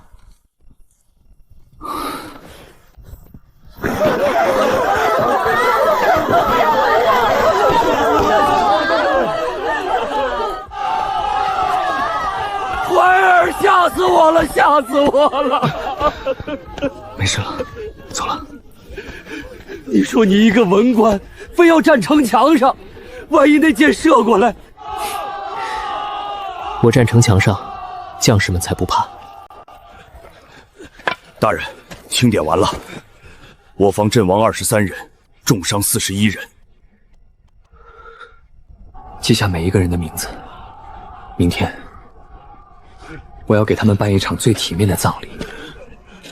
23条命换来的太平，不能白死。为万宁守城之意，将士用命血洒疆场。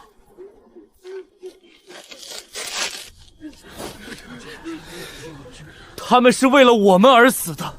张大锤，32岁，断了3根手指的老兵，他守的是北门东段，一个人打了7个蛮兵上城。第8个上来的时候，他的刀都卷了。李二狗，19岁，征召的民兵，种地的，他连刀都握不稳，但他站在城墙上没跑。孙铁牛，47岁，周铁柱的老战友，但只有1只胳膊推下了3架云梯，推第4架的时候，被剑穿了喉咙。23个人，有老兵，有农夫，有铁匠，有渔民，他们不是什么英雄，他们就是你们的邻居、兄弟、父亲，他们死了，是为了让你们活着，为了让万宁活着。本官在这里立一个誓，他们的家人，本官养；孩子读书，本官出钱；老人看病，本官兜底。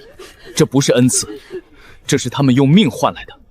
万宁要重建，不是修修补补，是要从头来过。新房子、新街道、新学堂，让每一个万宁人都有屋住、有饭吃、有书读。这23条命，换来的不能只是活着，得活得像个人样。别跪，站着。从今天起，万宁人不用跪任何人。爹，我要拆掉城里那些烂房子啊！赵霸天留下的那些违建，占着车道的铺面，堵着水渠的院墙，霸着良田的庄子，全拆。那些不是都有主的吗？赵霸天死了，但他那些手下，还有本地的几个大户，我知道，他们会恼。那你还拆？这些人用命守住了万宁，我不会让任何人挡着万宁变好。就明天开始，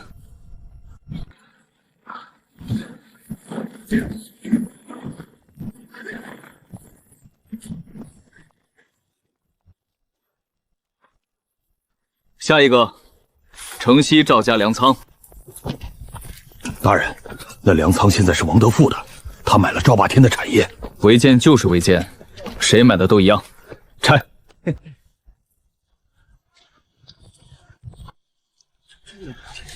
谁敢动我的粮仓？我可是花了真金白银买来的，是有地契的。王员外，这座粮仓建在车道上，堵了排水渠，违反限制，本官依法拆除。什么限制？这粮仓赵霸天在的时候就建了，10年了都没人说违建。赵霸天在的时候，万宁没有限制，现在有了。你这是强拆，我要告你，告到府里去，告到京城去。告去吧，本官等着。你们等着，你们等着！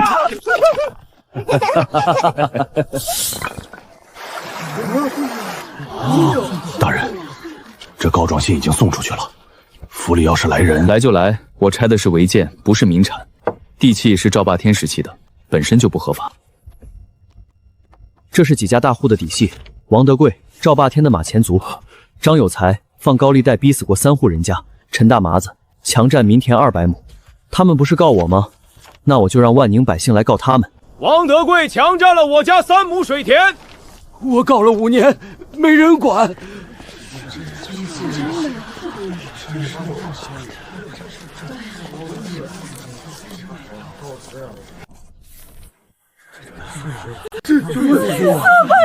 大人有用啊！这些人以前怎么不告呀？以前霸天在的时候，告状如同于送死。够了，传黄德贵等5人，3日后公审。怕什么？他一个小小知县能把我们怎么样？大不了花点钱打点一下。老王，你没看见城墙上那些兵吗？而且那个叶家的女人还在。那就主动认个错，捐点银子，破财消灾。哼，你觉得那个姓苏的是收银子就能打发的人？府里来信了，说有人告你强拆，让你自辩。自辩，不是停止，说明府里不想管这事，只是走个过场。你就不怕他们真的翻盘？137份证词，涉及强占田产、逼死人命、放高利贷、勾结匪寇。他们告我强拆，我让全城百姓告他们10年恶行，看谁先扛不住。你这个人真狠。不是狠，是公道。明天就是公审，万宁的最后一批毒瘤该清了。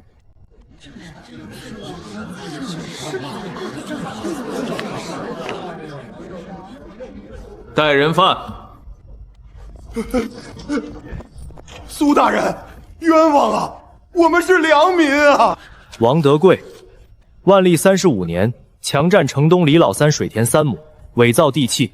万历37年放贷逼死佃户周大做主一家3口。万历39年，还要我继续念吗？今天是公审，不是本官一个人审，是万宁百姓一起审。有冤的上来说。他抢了我家3亩田，我告了5年，没人管。你胡说，那是我买的。闭嘴，让百姓说完。他放高利贷，我男人借了5两银子，利滚利变成50两，还不起，他把我男人打断了腿，关在柴房里3天。我家的田被他们占了，我爹就是被他们逼死的。陈大麻子，你强抢我女儿！他们烧了我的房子，我娘被他们逼得跳了井。他们抢了我的粮食，我丈夫被他们害死了。137份证词，涉及强占田产400余亩，逼死人命7条，放贷害人23户，勾结赵霸天鱼肉百姓10年。诸位，还有什么要说的？大人饶命！小的知错了，小的愿意把田全还回去，小的捐1万两给万宁重建，小的也捐万宁重建，小的也捐5000两，小的捐3000。田要还，银子要退，捐款本官不要，但你们欠万宁百姓的，不是银子能还的。判王德贵强占民田，逼死人命，杖50，田产充公归回原主，家产半数充入万安重建基金。张有才。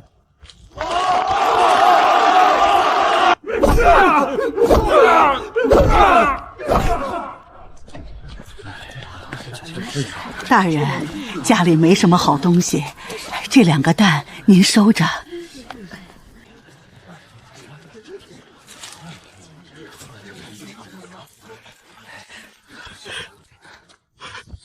怀儿，这可比5000两银子都值钱呀！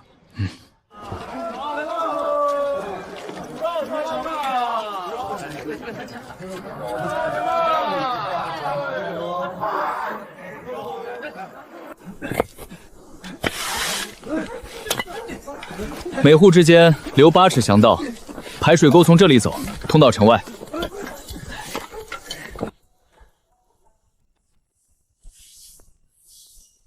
这墙比咱清河老家的结实多了。第一批30户，明天就能住人了。这房子给谁住？烈士家属优先，然后是无房百姓，抽签分配，不花1文钱。嫂子，这是铁凝用命换来的，住进去。娘，你怎么哭了？这房子不好吗？好，太好了！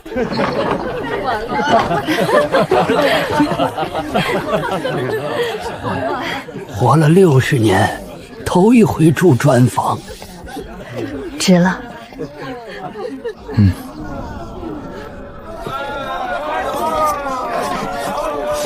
大人，城里现在有多少人了？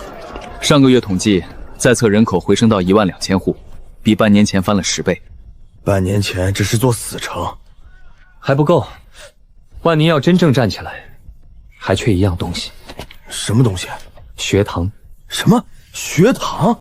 路修好了，房子盖了，生意有了，但万宁的孩子不读书，20年后还是一样。我要建一座学堂，免费的，所有万宁的孩子，不论男女，6岁以上都能来读书。大人，这得花不少银子呀。盐场1个月300两利润，每场100两，养得起。3间教室，1间藏书阁，1个操场，够了。先生，学生想办学堂，缺先生。怀儿，要是当年咱清河村有这样的学堂，你爹我也不至于大字不识几个。你做的这些事儿，比当什么大官都强。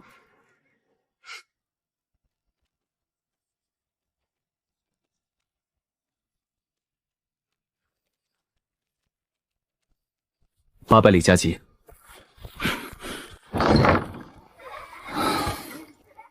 快了。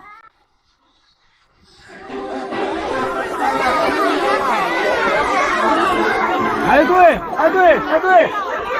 排队，别挤，一个一个来，一个一个来。娘，女娃也能读书吗？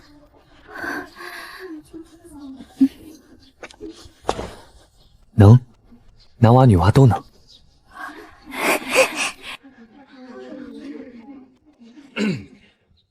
同学们，我姓方，以后就是你们的先生。今天第一课，我们学，跟我念，人。再来一遍，大声点。人。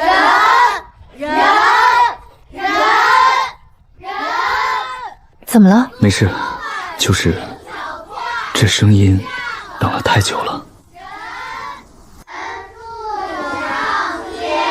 天，地，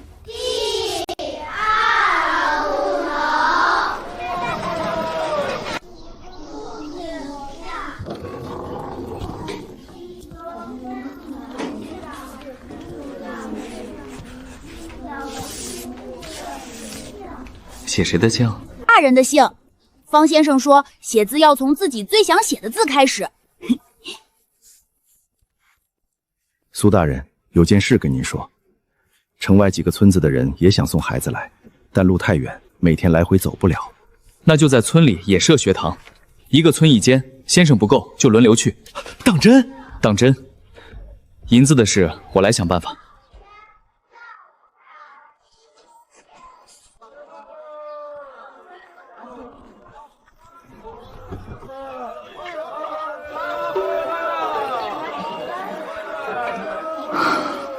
终于差不多了。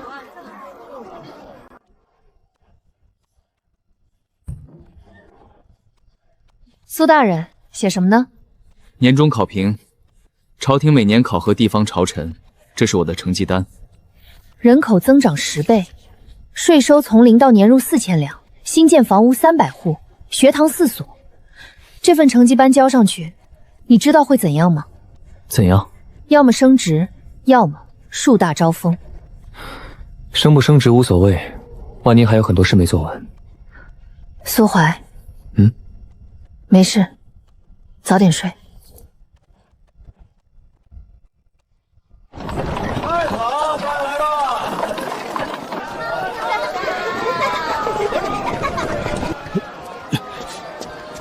这真是万宁吗？我3年前路过这里，十室九空，连条狗都是瘦的。走吧，听说这里的雪盐便宜，蜂窝煤更便宜，来晚了抢不到好铺面。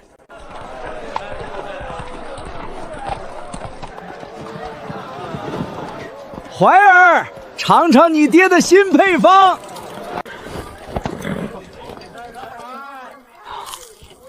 不错，比以前香。那是，这可是你爹我研究了3个月的配方呢。苏大人早。大人，您订的那批铁钉好了。苏大人好。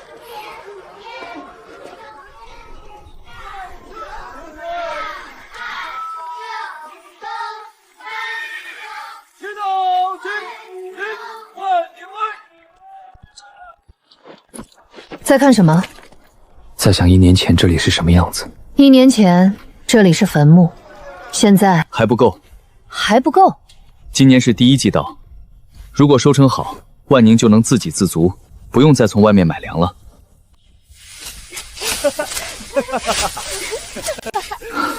丰收。大人，统计出来了，今年全县稻谷产量比去年翻了4倍，够全城吃2年的了。好，留够口粮和种子，余下的卖了，银子存入县库。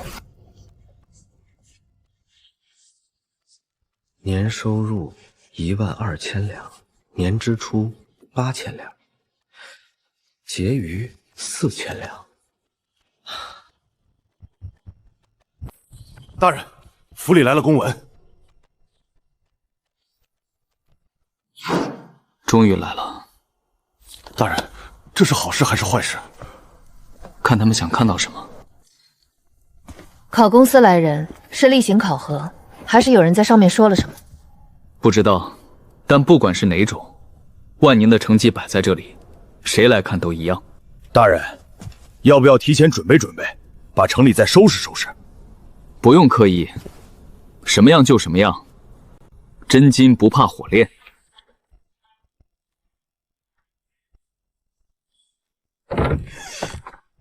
怀儿，又出什么事了吗？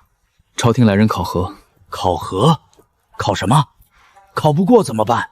爹，不是考试，是来看我干的好不好。那有什么好怕的？你干得这么好，尽管让他来看。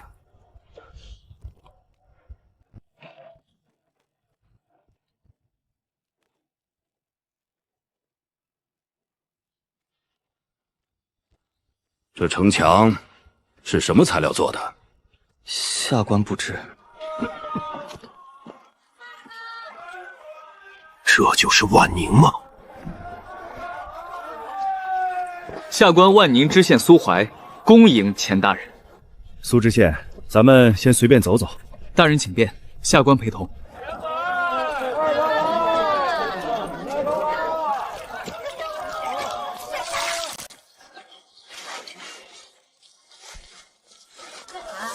老人家，这万宁日子过得怎么样？好着呢，比以前强100倍。苏大人来了以后，行了行了。苏知县，你上任多久了？1年零8个月。1年零8个月，把一座死城变成这样。万宁百姓肯干，下官只是搭了个架子。年入12000两，这还是一个县吗？回大人，盐场和煤场是大头。